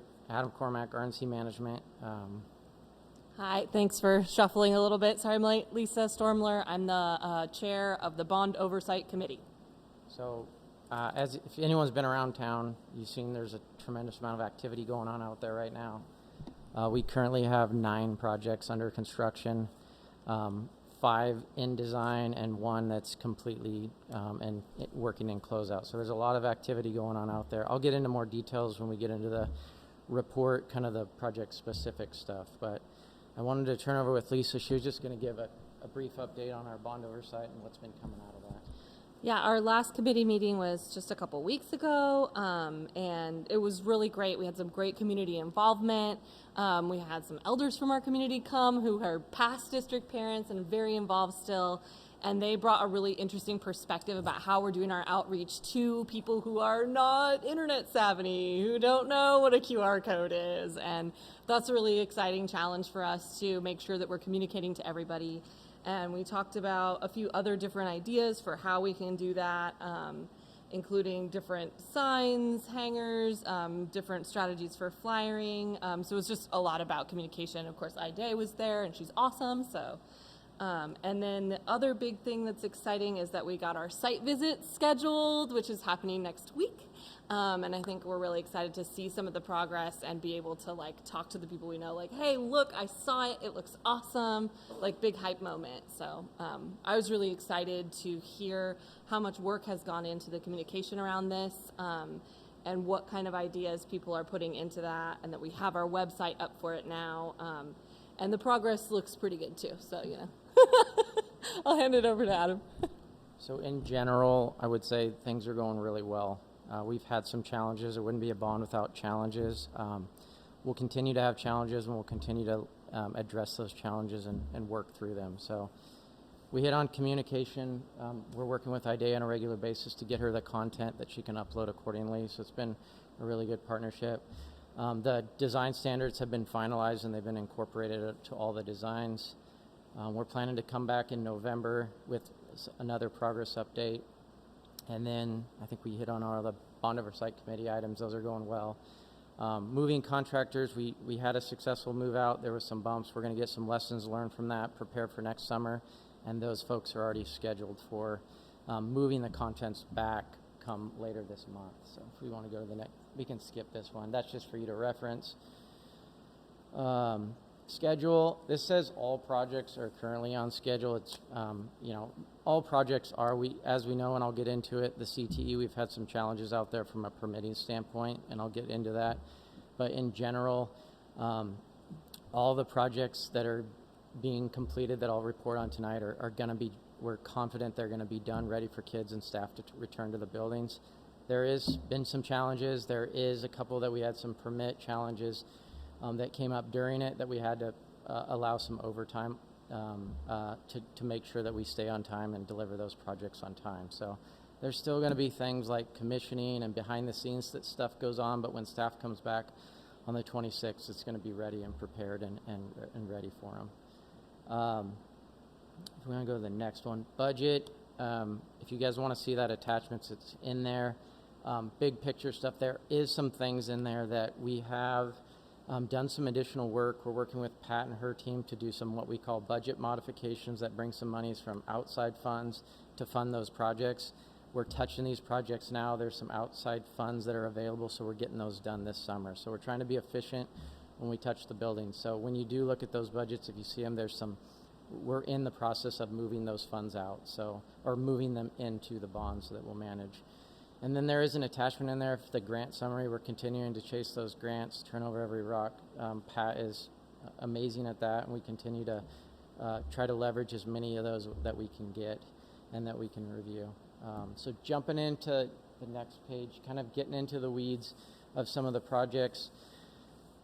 We're anticipating getting that permit any day now. We actually have confirmation from the city. They've allowed us to call for our pre-construction, which is a big deal. You've seen, if you've driven by the site, you've seen a lot of work out there. We've had a few preliminary permits, demo permits, and some plumbing permits that allowed us to get that site prepped and ready to go. And so there's one last little thing that we're working with our legal team. Pat and I are having a meeting with legal and the city on some easements for the water, just some minor language things that we got to work out before they'll give us our permit. But we're confident we're going to get that permit any day, this week, next week, and our contractor is ready to hit the ground running. That being said, because of some of those delays, we're probably not going to be able to open fall of 2025 like we anticipated. It's impactful. We're targeting winter break to turn that project over. Our contractor is confident that we can do that. We're confident that there's enough time. It's just to build that 50,000 square feet in that amount of time. it gets consolidated and it starts to cost a lot of extra money. So we're currently targeting that. We're working with Valerie and her team to potentially, because there's some domino effects in that. If we don't do that, we can't do the CTE South renovation TI scopes. We're working with Valerie. We know we have to run this by you folks and the management team and the core team to make sure it works, but she's trying to make that feasible for those folks to find another temporary location where we can do that work all next summer and then turn all the CTEs over winter break of 2025. So I'll have a better update when we come back. Again, there's a lot of work out there that's already happened and they're ready to hit the ground running really hard. So in general, the team's doing great, the general contractor's doing great, and again, they're just ready to hit the ground running. We do have some students, like we've said before, that are engaged, and they'll continue to be engaged throughout the construction process, so it's always fun and exciting to see the students out there. There's a few photos here. These are actually, this is out of date. I can send Pat a more updated one, but these are just some updated. There's more updated photos, I guess what I'm trying to say, if you go out there and look now. The David Douglas High School repair and renovation work, Pence is our contractor out there, Soderstrom's our architect. They're doing a fantastic job. We've ran into some unforeseens. We always plan for unforeseens. It's the unknown knowns, but we did run into some stuff when we started pulling off some of the roofing and some of the other areas. So we've pivoted and addressed those. We've had to make some adjustments. I was out there a lot this week. There's still a lot of work that's going on out there. The front vestibule and a lot of other scope is still under construction, but we're confident that we're going to be ready for when the staff and students return. So we've been doing this a long time, and a lot happens in that last little bit. So a lot of work still to be done, but we're confident that when staff comes back. We want to go to the next. Just a couple photos, but so that one on the left there is the roof, gym roof, and that right is just some work that we are doing in the North Campus. So we're excited to get the Bond Oversight Committee out there so they can kind of see some in-person stuff. So next page. Clocks and intercoms, that scope is ongoing. That scope is going to happen over the all the way through summer 2026. There's just so much. We did get all the rough ends done at the schools that are being touched this summer, and GB Manchester is out at the high school right now doing all that, what we call parts and smarts, the actual equipment, getting that installed. And then they're going to go over to Alisat and just kind of move on from project to project. All the rough end, like I said, is done, so that will not be impacting the staff and the students at all. Next page. Cherry Park. The next 4 projects, similar updates. We've all had challenges and things have come up. We've had some challenges with contractors, subcontractors, and we're just working through some of those challenges. Confident that this project is going to be done, ready to turn over to the staff. We've got, like I said, the moving contractors already scheduled, so they're going to be coming right in after the general contractors. Next, just a couple photos for you to reference. The next is North Palhurst. Actually, North Palhurst, it kept me awake often because there was some challenging stuff out there. That's been one of the smoother projects. It's gone really well. The general contractor and the architect have done a fantastic job out there, so we are on target to finish that on schedule as well. And then the next one, those are just some photos for you to reference. This is the preschool area, right? Yeah. It's the big preschool build out. The next page. Alisat, Gilbert Heights, and Gilbert Park. If you remember, we structure that into one package, just try to make it more efficient. All 3 of these sites, we've had challenges. We've ran into, I think 2 out of 3 of these sites, we ran into oil tanks underneath the ground.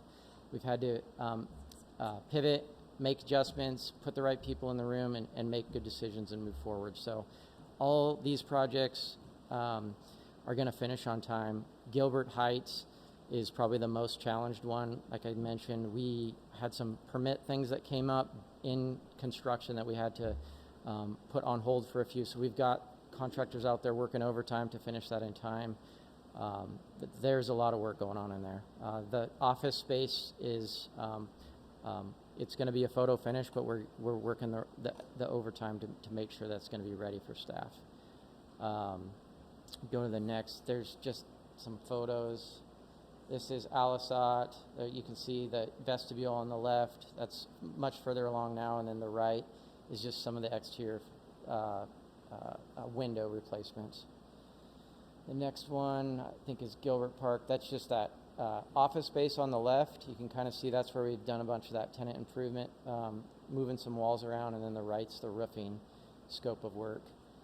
And the next is Gilbert Heights. That's just the office space. It's much further along than you see in there, but that's a good picture of all the stuff that's being done in there. So it's going to be a really nice, more usable space when that is completed. And then the next page, middle school tracks. Binen was our partner out there, our contractor. They did a fantastic job. If you've been out there to see them, they're done. They're striped. We've done our punch list, punch walk. They're working on punch list items right now. The only one that really still has a little bit of scope of work to get done is Ron Russell. We reconfigured a few things out there, so they turned out really good.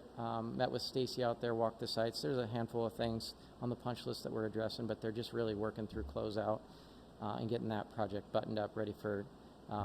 They're using those for footballs getting started out there, so we're wrapped up. Do you guys know what they mean by punch list? Oh. And like what phase of things that is? Yeah. Okay. So at the What is a punch list? Yeah. So at the end of a project, you'll have like sort of a list of last little odds and ends that need to get done. Like, oh, that wall didn't get painted, or hey, that light fixture is still hanging down, or like, oh, this little thing looks weird, we need to fix it. And all the different inspectors come through and calling different little things. Oh, you got to fix that. You got to fix that. And it's little stuff, but it's called a punch list at the end, and it can be extensive, but on something like a track, it should be pretty minimal. And when you get to punch list, it's like, awesome, we're almost there. It's like, yeah, the last 100 meters, we can do it. So punch list is exciting. Anything else on those middle school tracks? The next one, the next phase of these, there's some photos. The left and the right is kind of before and after. That's Alisat. The next page is Floyd Light. You can see that before and after.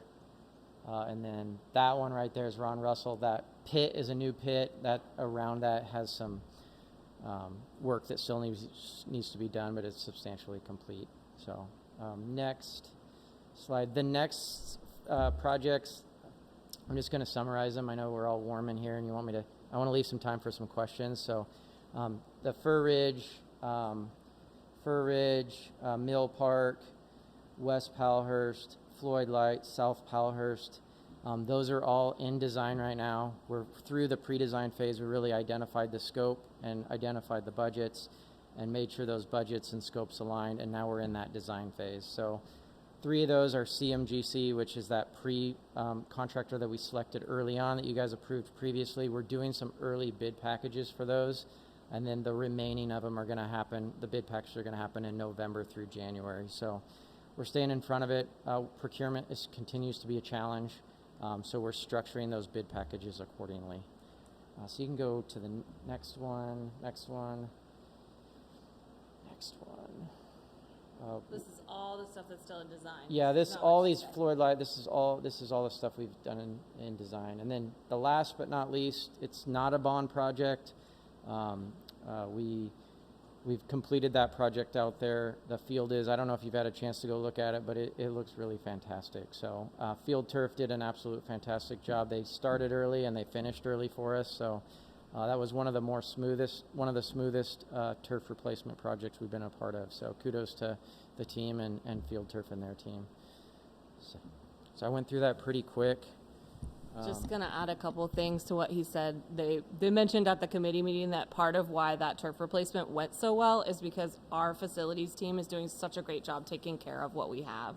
So kudos to our team in-house for taking care of what we have.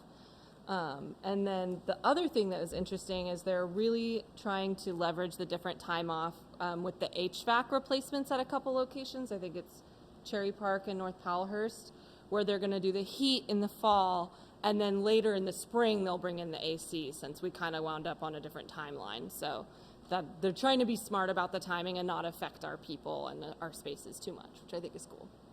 Yeah, we procured that through a traditional design bid build, so we didn't have the opportunity to do early bid packages. So in that case, we're having to do the majority of the work this summer, get the electrical in winter, and then come back and get all the HVAC running by spring break, which there shouldn't be any air conditioning requirements. So it's a little bit extra work, but it's worked good. I heard you mention site visits being scheduled.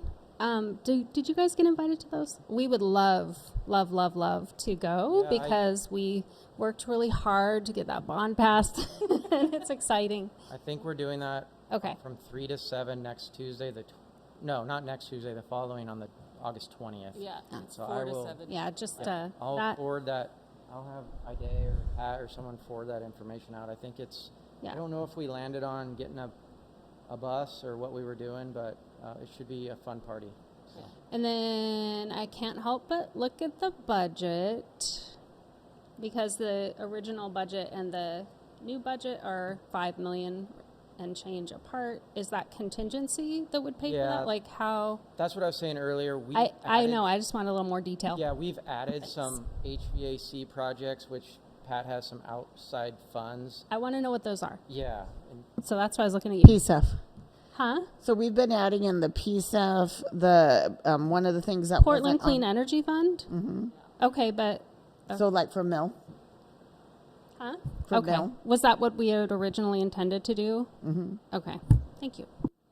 So yeah, there will be official budget modifications that trail with that. So good question. I was concerned putting that. That's why I wanted to note it, because it is a delta difference. Okay. Just making sure. Yeah. And I think it was 3 septic tanks and an oil tank, right? Yes. Yeah. We need That to we stop. had the surprises this year. Did you turn those in for some cash? That's some good metal right there. You know, I'm kidding. we'll get to that a little later on another business. Well, and unfortunately, speaking from industry experience, I'm not sure if you guys remember this. I'm a construction accountant by trade, so part of why I was interested in this was because of that. And anytime you have to remove old energy, I'm talking about HVAC units, I'm talking about oil tanks, I'm talking about anything that's there and defunct, removing it is expensive. It's way more expensive than installing it in the first place. So, just, yeah.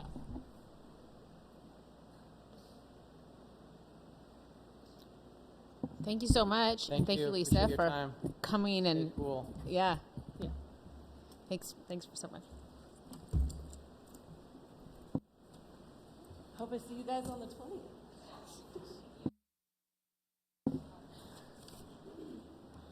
Okay, so we are on to full year discipline review.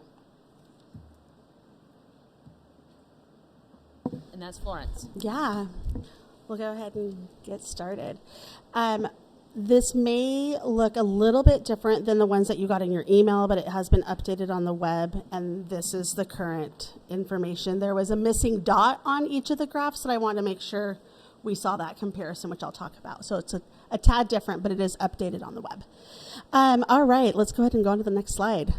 When we came together in May, Derek presented some of this information for me, kind of again, Tay as well, really just focusing on our racial equity commitment in our equity plan, and our goal is to reduce our disproportionality and not predict what outcomes look like around discipline based on the color of a student's skin. Message with the equity in mind, as we are committed to fostering transparency and addressing the disparities found in our discipline data. This dedication is in line with our district equity plan as well as our school board.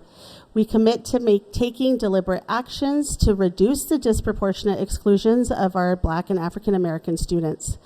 We will continue leaning into more alternative strategies such as restorative practices when appropriate, whole child approaches while building strong relationships, and ensuring safe environments that foster learning as we move away from depending on exclusionary practices to manage behavior effectively. it is definitely a lift of everyone moving in that same direction. I'm going to start with doing it a little bit different than what we've seen in the data presentations around discipline, and kind of start with some snapshots. We've been focusing heavily on exclusionary discipline, but there's a lot of other discipline that takes place in school as well. So what you will see here is the breakdown of buildings. And when this data, I think I presented it a couple of years ago and last year, I kind of put it elementary, middle school, high school. It showed a pretty little bell curve. Elementary, there were low incidents, and then when they got to middle school, it just kind of peaked and there was a lot of incidents, and then it kind of tapers back off in high school. What we will find with our data this year, or last year, I guess, is this is active and inactive students, because we wanted to ensure that we were capturing what was happening in buildings. Major incidents. So this is an incident that resulted in an administrator, school improvement coordinator, dean, responding to the event, whatever that happened to have been. And all of this is accumulation of 8,605 total major incidents took place in all of our buildings over the 23-24 school year. I pointed out that it's not in a bell curve.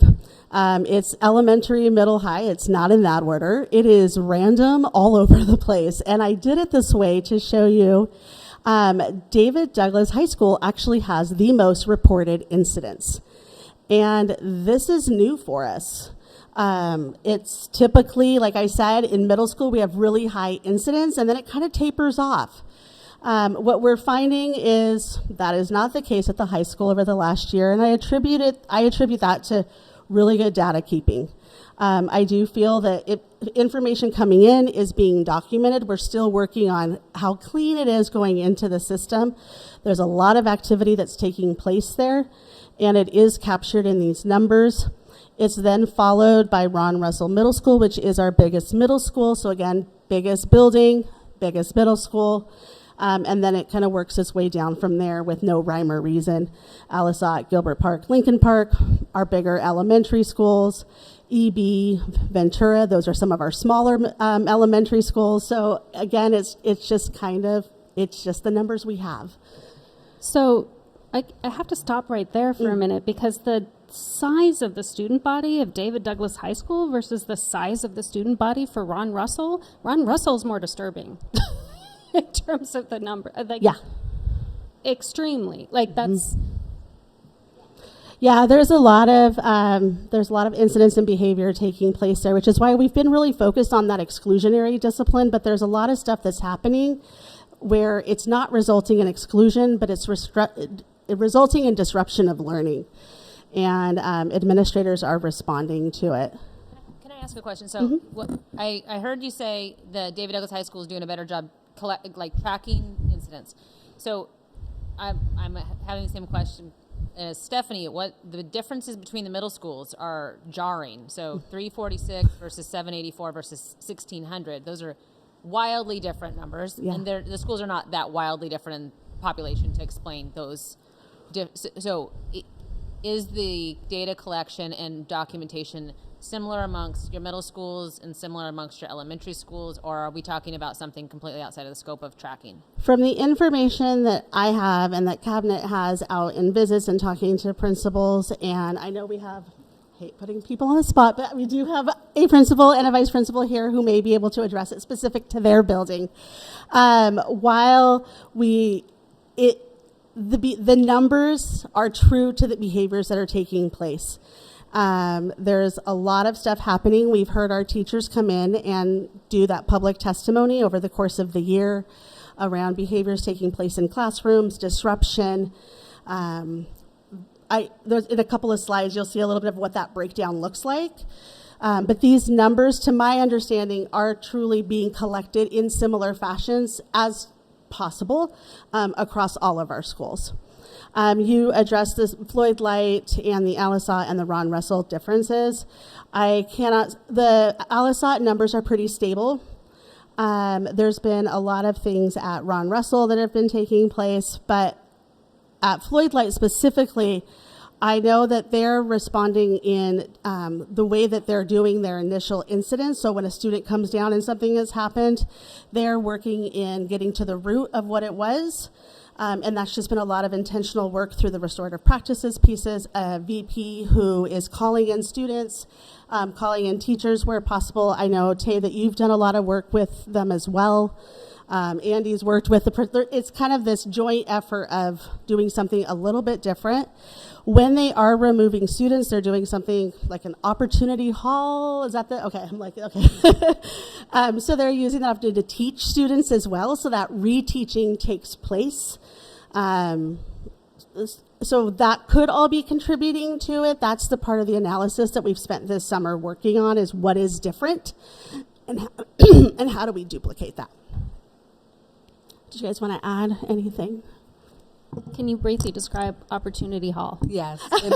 Opportunity Hall in most buildings is ISS. And at Floyd Light, it looks a little different because what they do, when kids are assigned to Opportunity Hall, they have an opportunity to go back and do a lesson around whatever the concerning behavior was to help support giving the student tools. So that's something they're doing different at Floyd Light.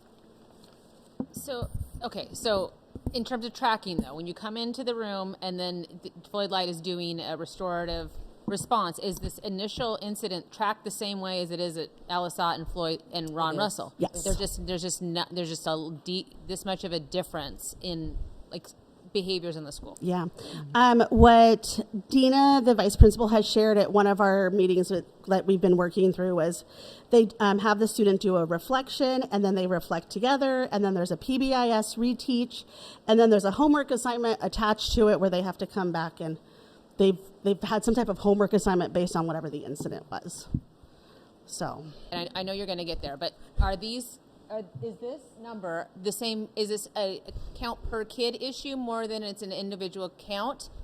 These are just individual incidents that take place. Right, I understand that. But so there's duplicated kids. So we look at another way to look at this is like we've done like triangles in other presentations where we try to look at like our green zone, our students with 0 to 1 behavior incident referrals.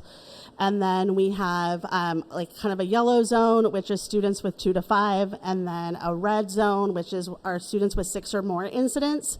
And so it's that duplication of the same students who are having some type of incident take place. And then we put in interventions and support to help interrupt that behavior from occurring over and over again. Our numbers, and I didn't share it with this particular presentation, but our numbers district-wide, if I was to look at that, about 40% of our students have 0 to 1 referral, and then it kind of goes from there. So our green zone, that universal foundation, is getting that we have more students who are participating in some type of behavior that resulted in an incident than we did previously. The national norms around data, even post-COVID, we're looking at about 80% of our students who have 0 to 1, 15% in 2 to 5, and then 5% in that 5 or more. We are nowhere close to those numbers right now. District-wide, it's about 18% in the red. So 18% of our students have 5 or more incidents that we need to provide additional supports with. And then I want to say it's right around 28 to 30 in yellow. Okay. Yeah. Because I'm imagining that this is both. The difference between Ron Russell and Floyd Light, for example, is both more kids that are having in the red, and also in this group, in the Floyd Light, you probably have a bigger proportion of kids in that 0 to 1. Correct. So I would imagine, okay, so I think, yeah. Okay. Yeah. Thanks. Yep. Yeah. We also, as part of this, like all incidents, not just the exclusions, buildings have teams that look at the data about every other week and implement interventions to try and help support. Like it might be like a check and connect, or it might be social skills lessons. It varies based on what it was that is that pattern of behavior. And then when students get to 6 or more referrals, we start looking at functional behavior assessments and behavior support plans, and really how does the adult interact with the student in order to interrupt behavior. And Floyd Light specifically has a behavior support plan for every student who's in whose behavior is in that red zone. So that is something that is also a little bit different. And we don't have the capacity and the manpower to make it happen in all buildings, which is where that lag is in kind of doing those plans. So we prioritize based on safety and get those done, and the other stuff kind of, we try to react.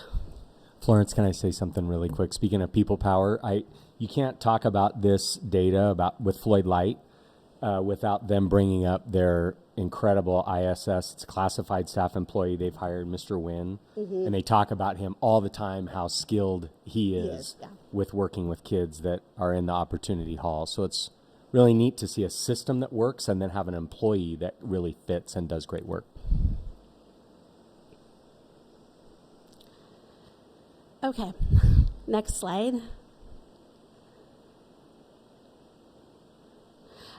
This is one that you guys have seen before in a variety of different numbers and information. This particular one is the percentage of the incidents, so each individual incident compared to the percentage of enrollment. So this is part of where our school board targets have been, is this data right here. What is different about this particular data that we're looking at is this is incidents. All that 8,506 incidents is captured here. So every single incident versus just looking at exclusionary discipline. So this is just a snapshot of what's happening in our buildings. That's it on this one. Snapshot of what's happening in our buildings. Here we kind of go into, there's a lot of incidents that take place, and then what? So when we use the word disposition, it means that what happened once it got to the office, what happened? What was the quote unquote consequence?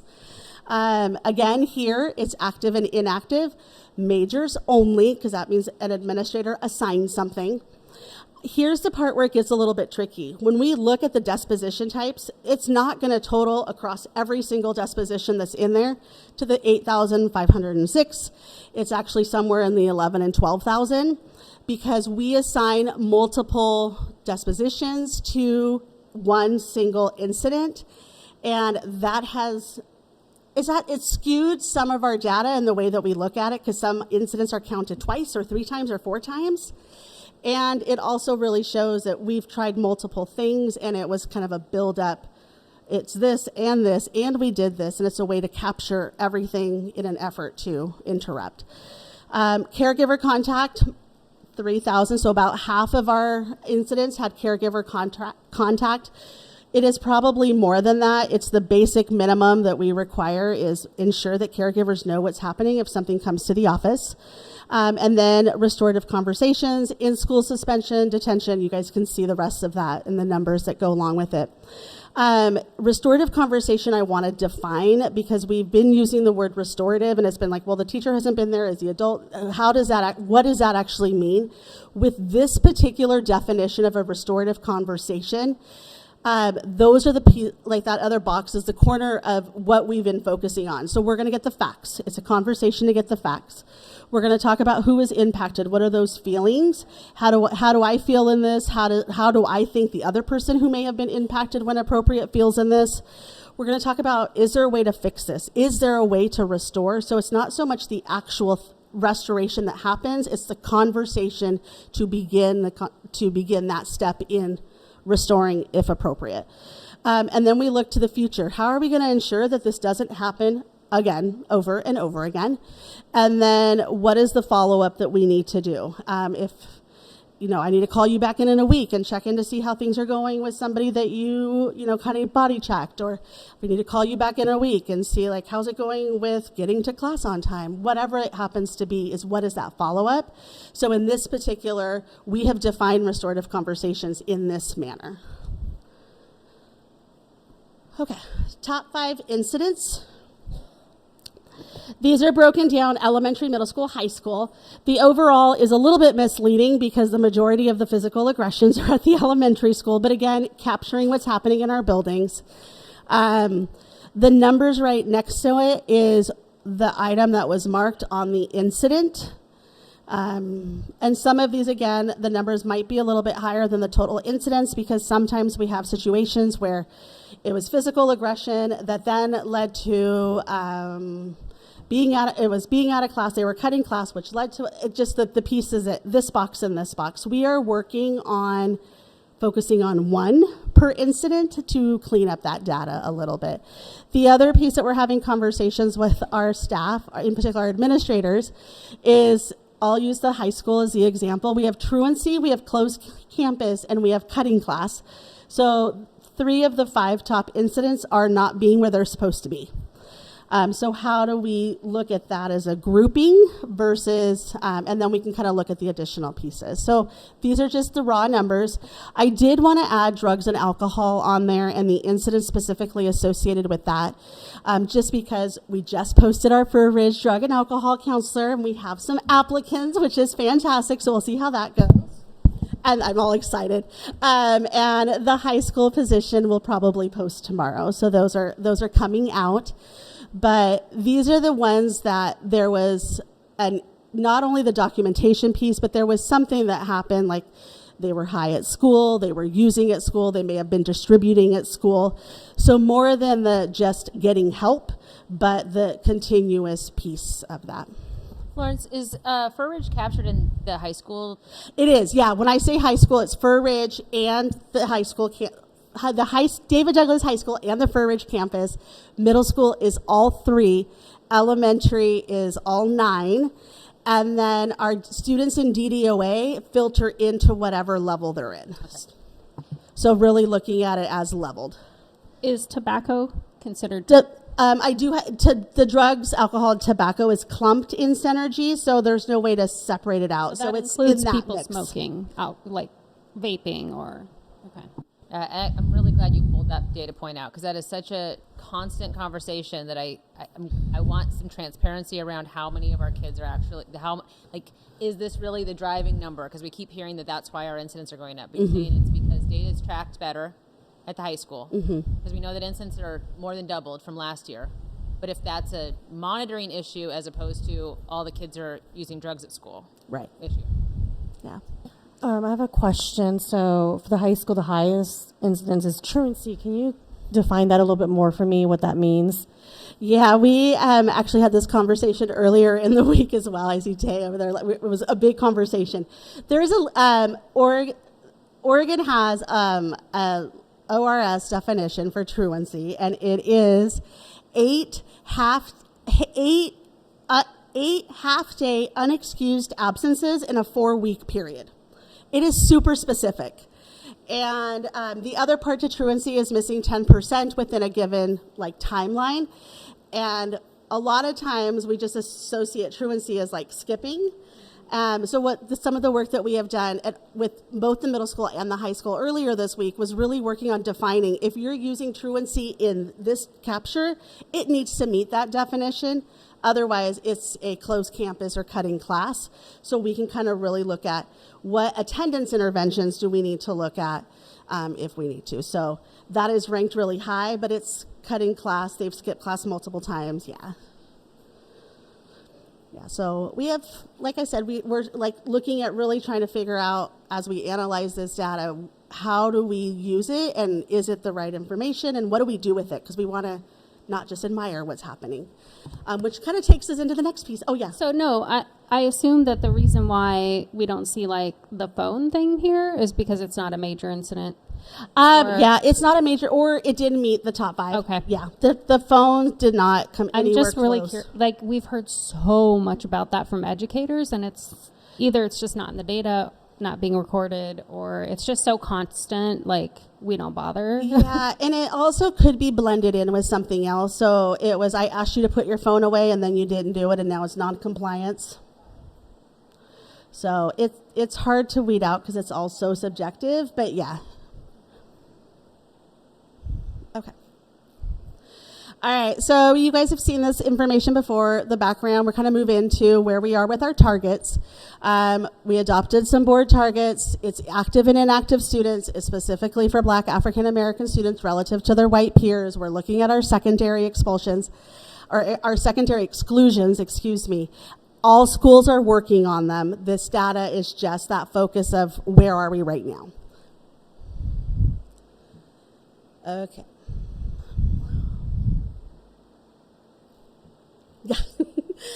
Just a quick definition, because they're listed on the charts, and I just want to make sure we're all speaking that same language. The first graph you'll see will start at high school, Fur Ridge, Alisat, Floyd Light, Ron Russell.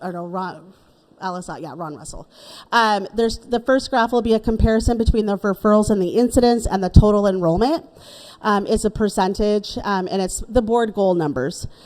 You'll see it looked a different way. We've been looking at it in a traditional grid with the raw data. What you'll see today is line graphs instead. And part of it was that next piece in particular was I wanted to see where we were with 5-year trends. Are we making movement in what direction are we making that movement in? So the second graph you'll see is the number of exclusionary dispositions. So again, the in-school, out-of-school, pending expulsion result, consequence per student. And that is the total number of referrals divided by the number enrolled, and that is what that means is if I am a Black student in this building, I have an average of 2 referrals, even if I didn't have one, based on the total number of referrals that were written. So the first one is student-based, the second one is all incidents. Okay. Exclusions. The line graphs depict the percentages of where we are for exclusions. The dots on 23-24 specifically are the percentage of enrolled students. So I didn't go back into previous years because I don't know how accurate those numbers were, and I want to make sure if I'm giving you that comparison, it probably is not much different. But what I do want to point out is we know in 22-23 there wasn't a big decrease or increase with our number of Black students enrolled. And at the high school, that number is coming down. It is still high. There is still a really big gap, but that's what that line looks like. So we're not near our goal, but we're moving in the right direction. Next one. This one is that per student, and this gap is getting bigger. And so in looking at this one specifically, kind of going into that detail a little bit more, that we have, if you are a Black student at the high school, I think it's like 0.5. Every student has like a 0.5, whereas if you are a white student, you have like a 0.3 of a referral. So gap is getting bigger there, but excluding is getting smaller. So there's still a lot of things happening. We are excluding students a lot, and that's what we're seeing here, is we are excluding more, but we're closing the gap on the difference between our disproportionate data on white and Black students. And one thing I remember from looking at the data at the high school specifically was that the differences between the reasons for exclusions were pretty stark too. So those top 5 reasons you were giving, those were for Black students. They weren't the same for white students. Right. So I think that this story is really important too, because that truancy, that class cutting, the insubordination, that's for Black kids. The white kids are getting drugs and alcohol, physical aggression, the things that we think of much more as like objective terms, versus that widening right there was what I remember reading really stand out to me for the high school. Yeah, and my last slide will kind of be like, what are we doing now that we know this information and we need to make very intentional changes? But we're specifically looking at being more systematic in looking to see what was the incident, what are potential responses, and so if it's not the administrator who has a lot more training, how do we train our deans and our school improvement coordinators who may be working with students in discipline to be as consistent as if it was the administrator, and then that sign off, and it's the up to 3 days, or it's the first we're going to do this and then we're doing this. So we're really looking at being more consistent across 6-12. So that's new for us as well. Okay, next one. For Ridge, again, the dots color code with the lines. So here we're looking at, I can actually give you numbers, at 27% of our students who are Black were excluded. And then our white students was at 21, but the enrollment is at 17%. So about a 10% difference there. and an 8% on our white. And then if we move on to the next one, here is where we are excluding students at higher rates who are Black than they are white. And I will say, like, I know you guys had an opportunity to talk to Amy last time when we were all here in May when this information, because we kind of saw that happening, and she came and shared what she's doing. The one thing that we did notice as we were doing our data analysis is her in-school suspensions are skewed. She is tracking, and I'm sure it's okay that I share this, is when a student is removed from class, they have 4 periods, five periods, I think, right? Is it 5? 4? 4. Okay, 4 periods. They come out third period, and they're in the office for 20 minutes, have that conversation, and they don't go back to class in that moment. They go sit in ISS because there isn't anywhere else for them to go. They're done. They're working on an apology. They're working on whatever it is that they're working on homework that rather than going to class to do it, they're in ISS. That was being documented as the student receiving ISS for the incident that happened. We're working through what is the best way to capture that because they're not in class, but they're still working on what is happening in class. So kind of weeding out through that. So these numbers are significantly higher at Fur Ridge. Once we noticed that, we went into that student level data, and it's like, no, I didn't suspend that kid. I didn't suspend that kid. But what we were doing was capturing not going back to class as ISS. They finish out that 20 minutes in ISS, and then they go to their next period. So a 20-minute not going back to class after they were removed resulted in that ISS data here. But only for the Black kids. Yeah. Yep. White kids are going down. So that's and that's where there's more figuring out to do. But on this, yes, absolutely. That's what we're looking at. Yeah. So I think that's because we're being removed at higher rates. Mm-hmm. And I like that we're getting really specific, but I think I'm still not hearing, but why is it still tracking differently for Black kids and white kids? Like with the Fur Ridge story, I think Amy was really honest about, there could be a staff person, or there could be, we need to be really honest about the adult biases that are playing out that allow for this, because if the exclusion reasons are different or they're being enforced different, then we're not going to see a change in the disproportionality. Even if we're bringing numbers down, it's going to be overall numbers being brought down because Black kids are thrown in there with everybody else, but and that's where we want to close. And that was when we kind of looked at all this, it's like, are we moving in the right direction or are we not? Because the numbers are high. So we're not going down. So now how do we change that? So it's not looking like that. The lines are flipped. All right, next one is Alice Ott. Oh, sorry. So I just wanted to say something to what Heather's saying, only because I spent some time in some of the activities classes at high school, and one of the Ms. Stiff just had them ask me questions, which I didn't expect, so that was great. But one of the things they brought up without me bringing it up was discipline and how they see, because these are the kids in this classroom are like the good kids, right? The leadership kids. They're like, I see myself do something and get a pass, and then my Black friends all get in trouble for it. And they brought that right up. So it's not, we're not just saying it based on data, but we're hearing it too. Yeah, and those are the conversations we've had 5 times this summer in what are we going to do differently so that's not happening again? That's our goal, right? That shouldn't be the case. I should not know without, just by looking at you what your outcome is going to be. And so as we kind of work through this, we're in year 1 of being a little more intentional than we have been. So a long ways to go. And I think the graphs just kind of depict, are we moving in the right direction or do we need to pivot? Alice Ott, here it's, I don't know what happened to my blue dot here. The blue dot is not where that blue line is. It is lower. So there is a gap there as well. The which one? Black students at Alice Ott is around. Oh, the dot that tells you the Black enrolled isn't listed. Where should it be, though? It should be at 15.5. Yeah.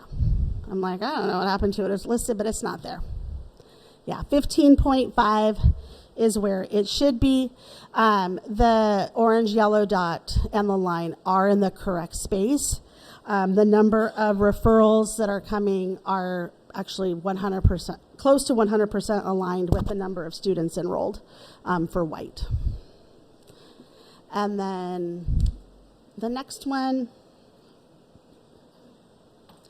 go back one, Sandy. This one, the gap is getting a little bit smaller. So it's moving in the right direction, but there's, again, work to do. And then Ron, nope, Floyd Light.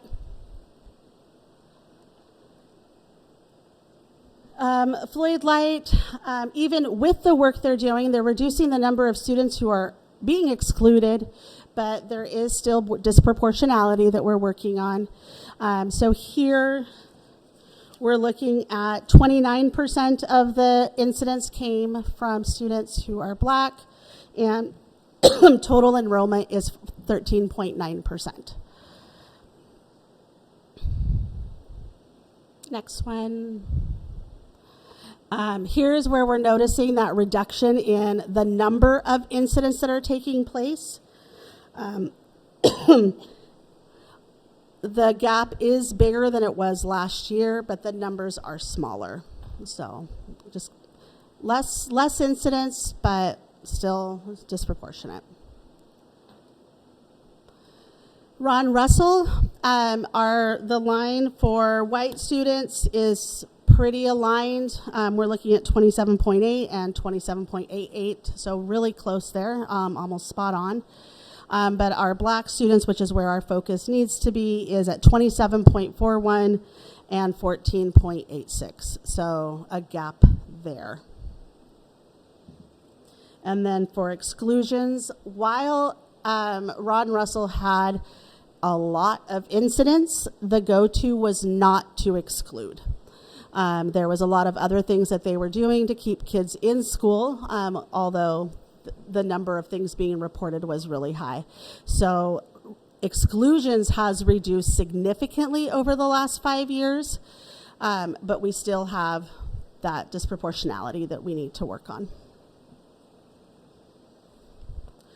So last month you saw almost this exact same slide, or 2 months ago, and it said, "What's next?" And it was we were going to review our systems for discipline data collection. Now it's what have we been doing? We've been reviewing our systems for discipline data collection. We have met 5 times this summer with our administrators in really getting into it, looking at it, and developing action plans, working on that it's classroom disruption and disruptions communication, and how do we ensure that we're not just perpetuating bias in discipline. So really working at defining and refining, getting a little bit more not as big of a range, and really working in on when can you suspend or exclude, what are the steps that need to take place, and when do you we work on something else. So those are the conversations we're having. Specifically, we have asked our secondary administrators to develop an action plan, because while we are looking at it, we also want to see actions. So the next slide kind of captures, well, maybe I'm a slide ahead. Will you go forward one and then we'll come back? Okay, thank you. So this is what our administrators have been working on with their building teams at the secondary level, reflecting on our summer work, what support do they need from district office, in particular cabinet, and then developing their action steps and calendaring it and committing to looking at that data. How are they going to share it with their buildings? Who's going to lead the work? How are we going to train those that need to be trained? How are we going to evaluate if our goals are working or not working, and then start over again? So this is what we intend to do regularly with our administrators to ensure that we're staying caught up and then evaluating this data. In addition, there's a monthly commitment to look at the data specifically and then align it here and see if we have to change. If we go back one slide, so what's next? We're looking at moving this work into elementaries. While we're not excluding at the same rates due to Oregon laws, there's still a lot of stuff that's happening there that's disrupting behavior, or disrupting learning due to behavior. Looking at training for staff, looking at behavior responses, and how are we putting it into the system. Implicit bias training. So again, that goes back to, I think, Heather, you had mentioned earlier. It's like, how do we stop this prediction? Is again that implicit bias. How does my behavior impact what's happening with discipline.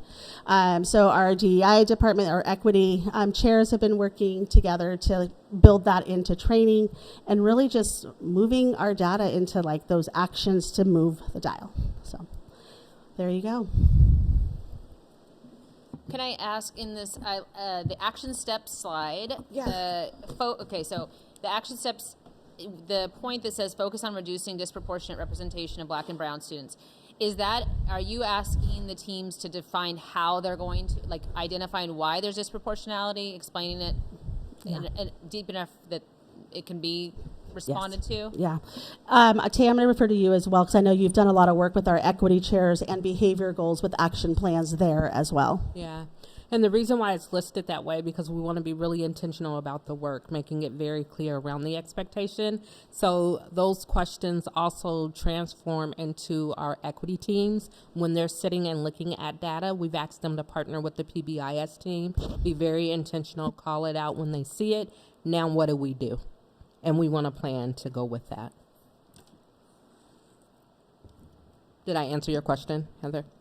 Yeah, I think so. I'm just, I'm thinking a lot about the high school because those are the data that I had in front of me at the most recent workshop, and and I'm thinking about the differences in the actual reasons why kids are being excluded and how that plays out. And so, if someone's cutting class, and I'm a white teacher and I walk into the hallway and I just, there's kids cutting class, but I only give referrals to the Black kids, and that continues to perpetuate itself in our systems.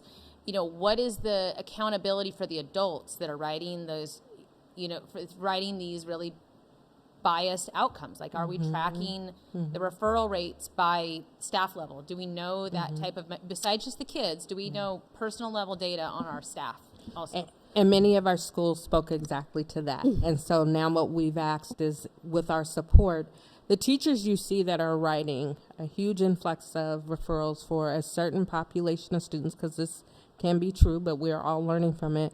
What are you doing to call them in and support them? And to point out those numbers and say, hey, you had 25 referrals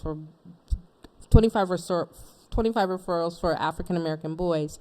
Let's unpack this. What supports do you need? This is alarming to us. So making space to have those conversations. And again, some of our schools, and I will go to Alisat right now, and they're having those conversations with their staff members, not only because it's a priority for them, but it is built in their structure. What Florence has set up with PBIS, that data is supposed to go in before our staff at least once a month, right? And so when we look at our PBIS, when we look at our behavior data and we see an influx for staff, that's the time that we really got to be doing that call in versus call out and asking what supports do you need, because this is rising to the top for us. So we have made space for that. Yes, Heather.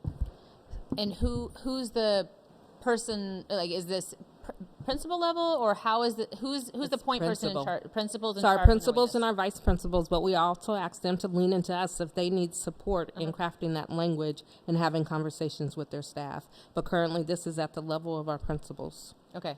And do you have tiered systems in, schools that you are noticing from district level that is, schools that are doing better or worse on this disproportionality or whatever metrics you're closely monitoring? Not at this time, and the only reason why I spoke to Alisat is because that has been a trend that we've done for a very long time in that building. I'd have to dig a little bit deeper and talk with principals about what that looks like before I could answer that. Yeah. But again, this is the first year that we're really doing that call in and being explicit around sort of the outcomes we're looking for, and support we want to lean in for our teachers when we see this kind of data. No, this is great. Yeah, one thing I think about, though, is like consistency in collection, because there's always the fear of, well, if I collect the data, then you can look at the data, right? And so just normalizing the system so that they're consistent amongst, and so that there's not there's not the stigma around looking at your own data, understanding your own data, because a lot of times we just don't look because we don't want to know. So just, I'm glad to hear that. Yeah, the other piece, kind of like we looked at those numbers, and all of the number of incidents it's capturing information that then helps guide us in what happens next and what support kids need.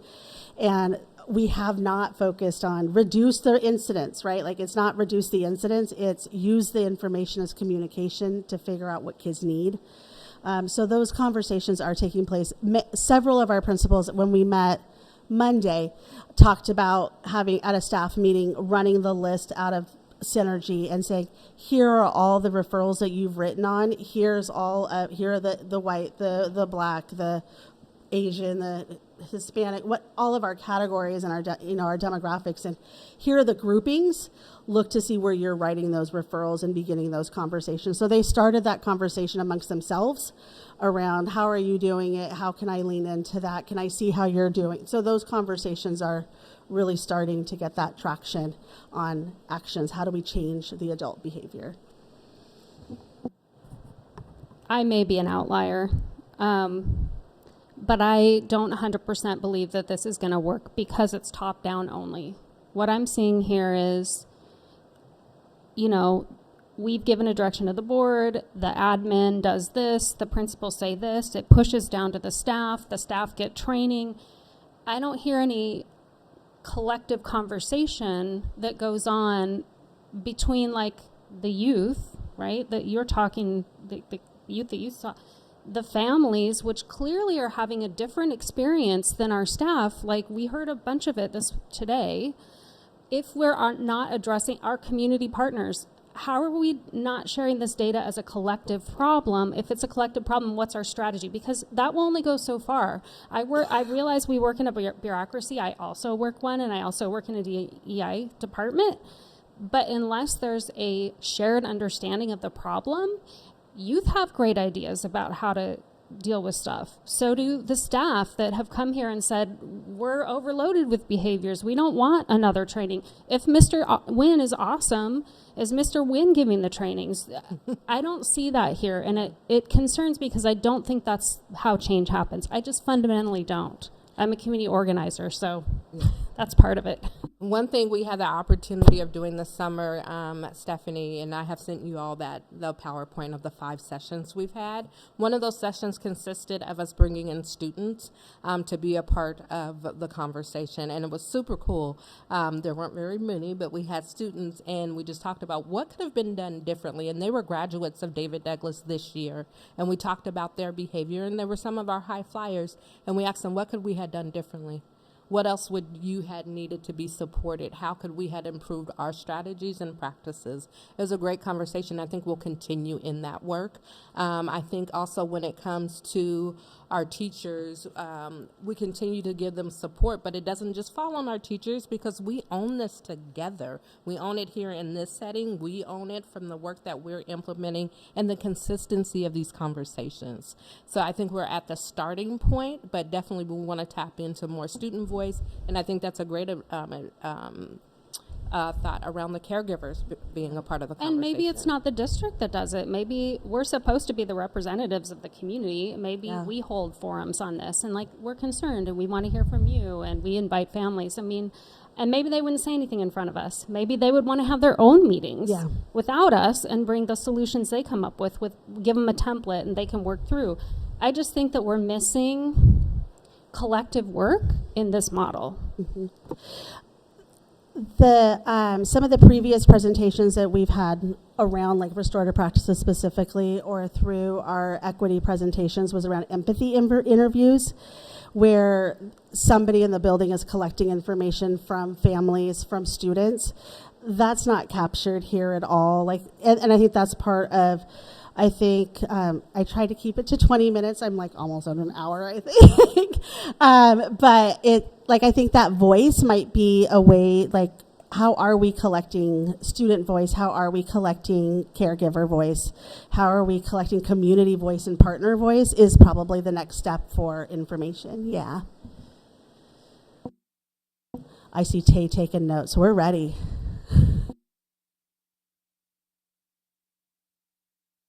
Maybe we could work that into our liaison roles in the beginning of the year, thinking about how to engage communities from that kind of welcome spot, and then if we're not really welcome in the room kind of conversation, helping to facilitate that. Yeah, I think the way it's done is important because I don't want to be we have this huge problem, and it's we know that our kids need care. We know they spend a ton of time at home, right? We know there's this disproportionality, which is a big deal in any school, but it's especially big deal in our diverse school, and we know that we can solve this together, right? What can we do? And I think how we approach it is going to be really important, right? This conversation to have with partners too, like you said. Yeah, I mean, also, let's face it, like, I'm white, a lot of our administrators are, a lot of our teachers are, you know, are white people going to solve it? It's our problem. Clearly, it's like, but not to do it with the black voices people impacted. Yeah. Okay.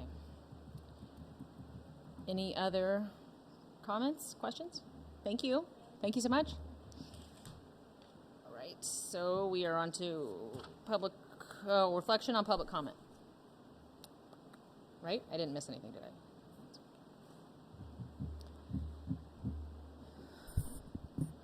I think that Hua and I are the Gilbert Park liaisons for the year, and I think that we should take the educators up on their request to meet, educators and staff. And I also hope that folks will give the new interim principal some support as well. I'd love to see that. So we should probably meet with them too. Yeah, absolutely. I was just going to say, you know, I hear all sides of this perspective of the situation, and just share that definitely this decision wasn't easy. Doesn't, you know, something that I think about almost every single day and its impact. And so moving forward, that's why I requested to be the liaison to this school, just to oversee, because I've been there before, being an educator working in schools, and I've seen, you know, I feel like I've been through this process before as a person who's worked in schools. And so just wanted to lend that, offer my capacity, and hopefully that will do better job of engaging everyone. And as we move forward, we're just going to learn how to keep doing better and healing together as a community. But also, I would like to request that public comment on paper, because that would be helpful for me to kind of read and really process what their ask is. So I didn't see that emailed yet, but would love to request that in writing so that we could kind of talk about and see how we could approach the community. We know that this isn't easy. You know, this is a lot. So, and I recognize that. I just want to say that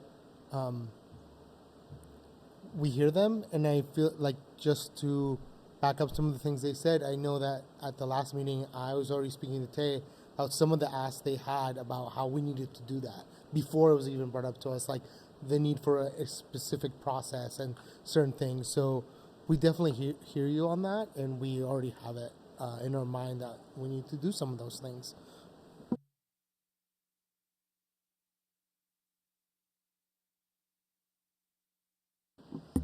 Okay. Any board liaison or committee reports? No, but I just want to make sure that we get the invitations to the open house nights and stuff like that. Like, we did a really great job of that when the bond was happening, that the board liaisons went to their schools and were there for like those nights. And I just want to make sure that we have those on our calendars, because that was super fun. Yeah.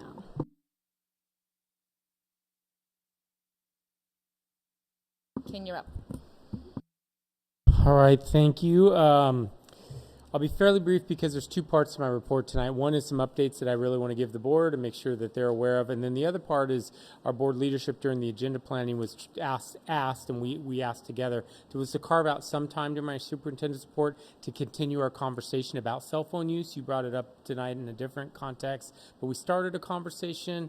Again, I don't think we have answers for tonight, but we wanted to make sure we're continuing the conversations, what we're thinking about, how we move forward. We did get some responses around costs to a specific product. So anyway, with all that said, I do have some other information I'd like to share first. So some of it what you just mentioned. So with that said, right now, all things getting ready for school. You can imagine everyone that is reporting for work right now is keying up and getting ready and gearing up for school from open houses to first day with kids. Actually, next week is our admin academy, so all of our admin are back, but we have them all together.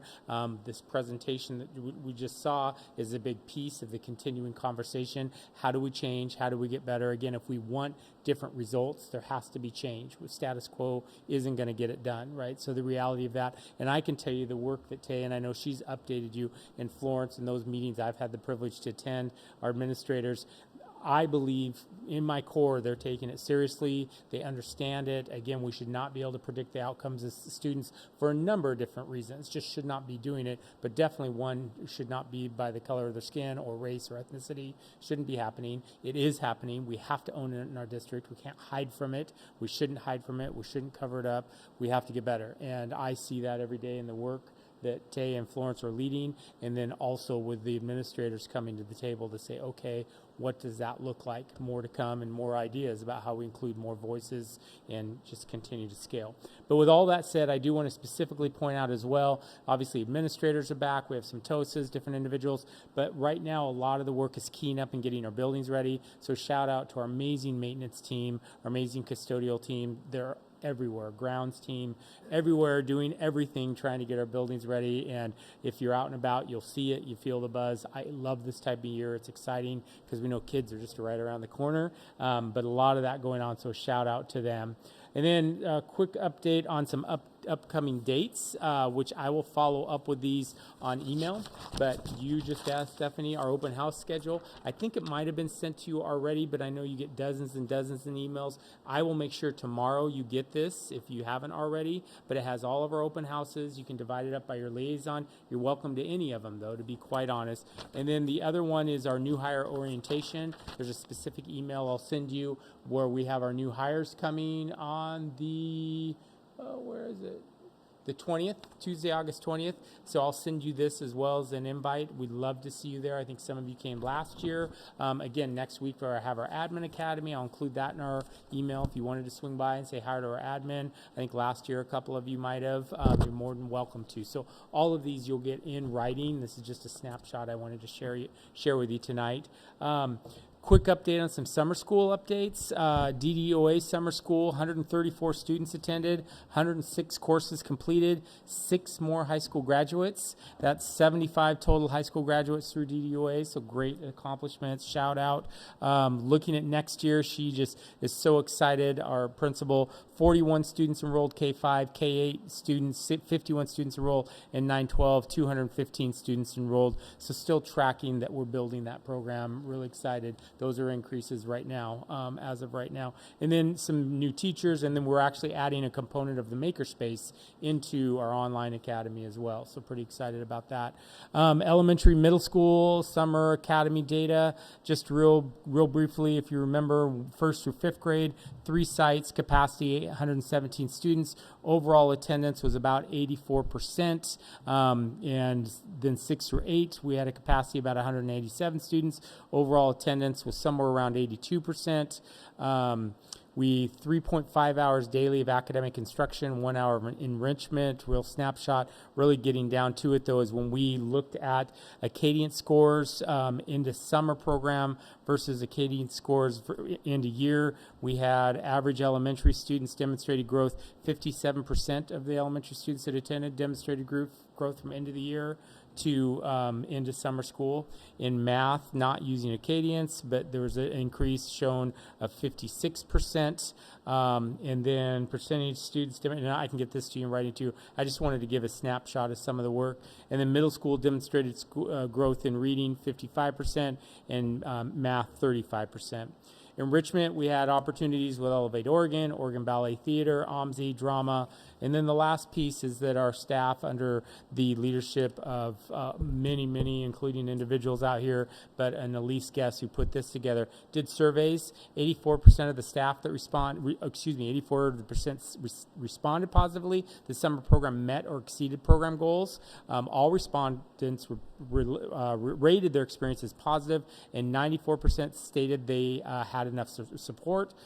Just a little snapshot. Tay would be excited and make sure I include this. GYO, we had 2 GYO candidates at middle school. We had 7 at elementary school. All interns identified as BIPOC. The majority were multilingual. Survey responses from GYOs had an average score of 4.5 out of 5 for how the summer program impacted their decision to seek a career in education. So again, positive experience, really excited about that. And then finally, family caregiver responses, 76 responses, 88% of those responses stated summer school goals were met for their students. And then the highest were around communication, morning academic activities, and afternoon enrichment activities had a 90% or more favorable response. The lowest response we had some hiccups along the way, was our busing. Our busing in middle school, we had some hiccups and some things that we were constantly shifting and trying to get better as we went forward. And I think I even updated a couple times. So just real quick. Other work that's going on still right now, snapshot, we talked about it. Pat talked about it a little bit. Classified, we still have 32 open positions right now. Licensed, we have around 24, 25 open positions. So we're getting much better than the last couple years tracking. Those numbers were much larger, but still, we're pretty close, and 24 open positions still is, right? And they are, many of them, more difficult positions to fill as well. Although some of them are teaching, there's always just shifts that are happening. So just again, a snapshot. The other thing I wanted to point out, make sure the board was aware of, and if there's any questions tonight and or anytime, emailing me, that the governor sent out a memo, information, communication about CSL, current service level. Just a snapshot, a reminder that current service level by statute, our legislature, basically not our legislature, excuse me, the GRB kind of goes through and does a recommended budget.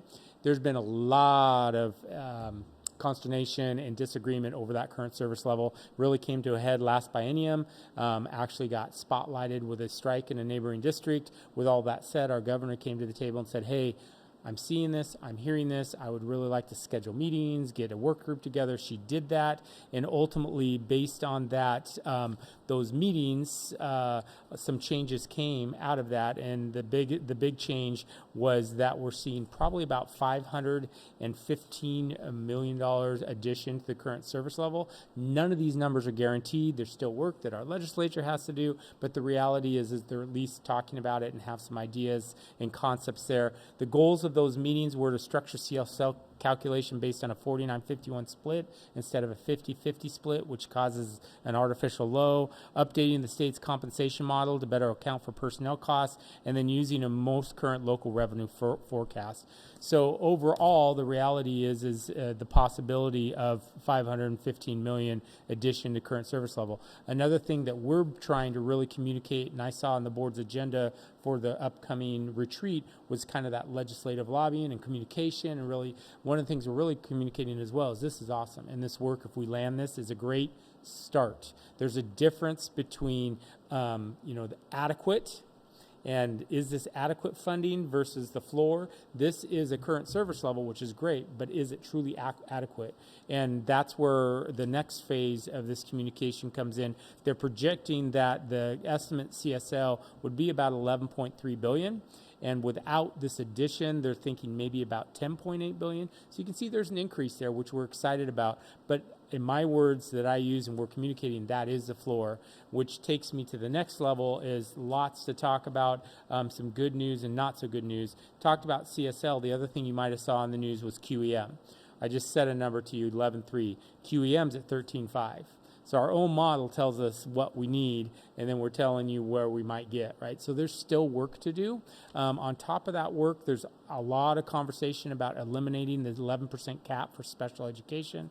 A lot of talk about redirecting some of the corporate kicker. A lot of talk about increasing poverty rate from 0.25 to 0.5, and add funding necessary to high-cost disability. I would say all those have traction, right? I know the legislature has a very difficult job. The pie is only so big. I get that, but all these are real issues and real conversations that we're going to be at the table out asking, and ultimately I'll be asking you to be looking at and consider as well. And then the bad news, or not so good news, is the reality of QEM's a number. Doesn't mean it's going to be funded there, so that's just reality. Two is our unemployment increases are real, hitting our budget. We haven't done a full report on that, but we are tracking it. the reality of the PERS increase. You probably saw that in the news as well, and they're predicting another increase to come as well. And then finally, our leaves versus the Oregon Health Plan are real as well. All of those are impacting our overall budget and how it's playing out. And then the last thing, again, very big snapshot, but I wanted to bring to the table because one specific, and I think actually 2 board members have asked a question, and I just don't know if the board wants us to do anything more serious about it. And that is it time? Should we be looking at, does the board want to have a conversation about an operating levy? You're seeing more conversations about that in East County. You're seeing it across the state. You might have seen an article about Salem looking at it as a possibility for their budget. I'm not advocating for it. I just know that I've had board members specifically ask me in individual conversations. So because of that, I'm bringing to the table, if the board as a group says we would like to explore this, which would probably be investing in a polling group and kind of going through that process, we'll do that. But until then, the conversation I'm having with individual board meetings is that's kind of a directive of the entire board, and some agreement with the board. Is that a direction we want to go? And then the last thing is pause now is time, is that conversation about cell phones, about the use. I don't know if I had the opportunity to update the whole board, but we did cost out with a company, and based on that costing, we just don't think we have it. It's about $300,000. That's a hit to the budget that we don't have right now. Doesn't mean we couldn't have it and budget for it in the future, but the key that was brought back to us, and I agree with, is just because we don't have the funding for that specific tool doesn't mean the conversation can't end, and or planning, and or what is working. Where is it working within our schools? What teachers are doing special projects or different incentives or activities, and how's that work, and how do we monitor that and move forward? I've shared with our board leadership, I'm planning to bring it to our presidential council to ask our students about it, to get their input about overall. It won't be a one meeting. I'm thinking all year, try to get their input and surveys and feedback. And because if you look at some of the schools like North Clack and others, they're communicating that their students are saying, help us with this. This is too much. This is just too much. We need a little bit of help. So with that said, I'll pause because I think it's more a board wanted to have a little bit of a conversation around it. So.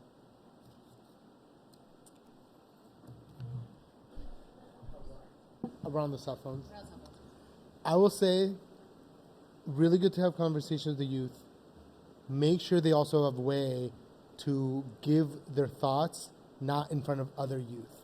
Because it's a lot harder to say, you should take our phones away when 20 of your friends are sitting in front of you than in like a survey that's anonymous, you know?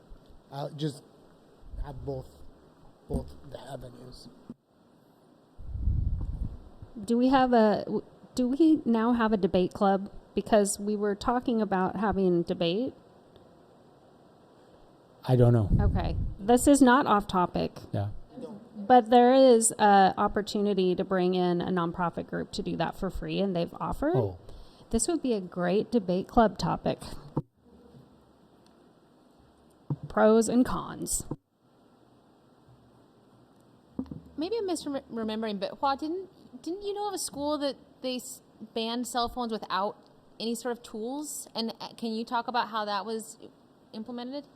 It was Beaumont Middle School. I think we tried to reach out to them when we met them way back, when I met with Derek and Aaron way back when, to talk about cell phones and technology. And it was at Beaumont Middle School. And it was the time when, this was like, I think I was before I was a board member even, I believe. I can't remember. It's so long ago. But it's hard. I think there's a timeline where you have to implement policy and you have to lean into the discomfort of it all, right? And you have to have the buy-in from all your staff to make sure this is what you're focused on. September, you have to have great communication, prep, lean into it in the fall. And once you miss that mark, there's no way to get that implemented after fall. So there's that sweet spot, I believe, September, and you got to stick with it. It is hard, but I think there was clear guidelines around, I remembered, if you get your cell phone taken, you have two chances. So if you get your cell phone taken away the first time, then you have to leave it in the front office and you can get it back at the end of the day. But if you get caught the second time, then your parent has to pick it up from the office. So, there were some challenges. It wasn't easy, but at the end of the day, I think students were starting to see the benefits. When I was helping with lunch duty, it was the first time I saw kids were actually playing foursquare basketball. They were actually engaging. They'll be fine. I mean, at the end of the day, they were fine, right? I mean, I think once they start seeing the benefits, and it was clear, like I remembered I was walking around with the principal, we were talking, and then in the middle of our conversation, she saw a student with the cell phone. And so like they kept reminding that this is the policy, this is clear. But I think they're actually looking into the Yonder case. They're like one of the schools that are actually probably looking into the Yonder cases. But it wasn't easy. I think there was a lot of discomfort, especially with parents. I think there were some challenges with parents. But I think that they made it, the communication was pretty clear, and there was no budging around that, no matter what it was. And it went for staff too. Staff couldn't use their cell phones. So it wasn't just we had to be clear that we have to also model that behavior. But it was pretty clear communication. You have 2 warnings. The first is you get to pick it up in the office. Second, parents to pick it up. So I think that, she was on it. That was like her purpose, the principal. Ken, I wonder if there's admin at any of the secondary levels that would be interested in piloting a program, or like they would be interested in trying something different and seeing how it goes. Yeah, I know they're interested, and they are. I mean, they already are. I mean, we could get the admin in and to have the conversation of what they are doing. So, I mean, right now in our student conduct code, phones are to be off and away. So that is communicated. That's kind of what's processed. But where is it happening? How many people are following it? Some are real on it, some are kind of on it, some aren't on it at all. So how does that play out? What's that look like?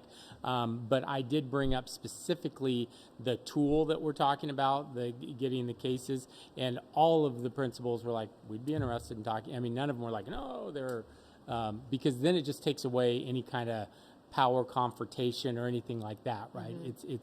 It's off, it's locked up, it's away, right? Mm-hmm. But as far as if I talk to our middle school principals, or if we cabinet talk to middle school principals and say, what are we doing with phones, and there's something different we could try, and would we be willing to, I'm sure they'd be interested, because it is an issue. It's an issue, it's a disruption, it's an impact. Again, there's not a cell phone box, but I would guarantee some of those, whether there's interactions were escalated because of phone, I mean, all kinds of different things play out with it, yeah.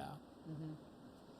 Well, and, I'm wondering about other tools too. Like that's what I'm curious about, some of the high school teachers who have practices that that are like I mean, no, this is having a high schooler, that some teachers have like very rigid, things that they've implemented in their classrooms with the hanger thing or boxes or whatever, and the kids buy in, and other ones it's like no, not interested, or they're using in classrooms, and so there's a wide assortment. But I'm wondering about like piloting something that's working well, but at a school-wide level. So if there's some wild success that we know about, and then seeing if there wanted to be a school-wide buy-in so that we could track it over a year. It would probably have to be fairly incentive-based, I would imagine, because I think the kids have to want to do it. I don't know. I mean, I'm just talking out loud. I don't know what would have the least amount of power struggle. Yeah. I just know that, I mean, you can correct me wrong for those who work directly in schools, but you really got to plan this in August right now. Yeah. Mm-hmm. Like, it's already August, and then you have to roll it out as soon as school starts, because once you miss that mark, there's no way you can't implement this in January, right? So, I mean, that's just my personal experience I've seen success, and I've seen some schools fall off the ladder, and they can't get back on that once, like, after winter break, And so I think that, like, that's where, like, you have to be committed to it once you start it, right? And so there's no, like, you can't fall, like, everyone has to be on the same page. Otherwise, it's not going to work. Yeah. Yeah, that's what I'm curious about, piloting, like, small scale, maybe like Fur Ridge, somewhere that's manageable, just to see if Yonder is cost prohibitive for us, like, are there other things we could at least see if there's, some success on or not? But it may be too late for this next school year. But I don't know. I can reach out. I can reach out and have the conversation. I agree with you. Planning, every day, we just talked about, right? We're all in at this point, but it doesn't hurt to ask the questions. And some of our principals might be doing some things different we don't even know about at this point. And when we say yonder's cost prohibitive, just to be clear, right now with the budget that we've adopted and where we're at, and obviously we know projections, we know it's tight, but if we wanted to prioritize it next year, that's something we could talk about in the budget, right? That's something we could look at. But anyway. There's enough schools now that we have some data to look at whether or not young. Well, we talked about that as a cabinet, that not a lot, but a handful of schools around us are going out in front on this. It'll be very interesting to see their data and see what works or doesn't work. Is it successful? Do they ratchet it up? Do they gear it back? What really happens with it? And it may get less expensive because there's going to be competition. Yonder's not going to hold You'd the think. corner on the market forever. Yeah, you would think. Right? Yeah, and I think there already are. There's different models that are more like a Velcro, so it's not a lock. I mean, there's different things you can do, and yeah, so, yep. Good. Okay. I have one question about summer school. Yeah. The summer school, I think it's a Brooke question. The kids that were selected for summer school, because it was a smaller rollout this time, they were intentionally chosen around educational metrics. Is that correct? Yeah, we had a criteria as around 1, but then if those slots didn't fill, then it was opened to other students so that we could fill the slots. Cool. Yeah. And do you have more specific? I was glad to hear the Acadians improvements. I'm wondering if you have the types of did any kids move from below grade level to grade level kind of metrics? Do you have anything that's that Not level? yet, Okay. not yet, but we can do that. It's okay. Just to see if they did. The program, our programming is 16 days. We close 2 days, so we're really looking at 14 days. But to see, but yeah, this is just initial blush since we just finished last week. We can dig deeper by student groups and growth by student groups and do that work too. Okay, thank you. Yeah, and we are planning that. I've had conversation with Lisa. This was meant just kind of as a snapshot in my report, but we really want to dig, disaggregate, and kind of look at what we learn. Cool. Yeah, shout out to Nick Erickson, one of our summer school principals too, sitting in the audience. All right, thank you. We are adjourned. Sorry, we have another business. I wish we didn't have another business. This is not a happy one. So a couple weeks ago, the wonderful air conditioning units that we installed at Menlo last summer with ESSER funding got vandalized. So we need to replace about 4, I believe, 3, 4. And so we're currently getting bids, but we need your approval to use the ESSER funds so that we can go get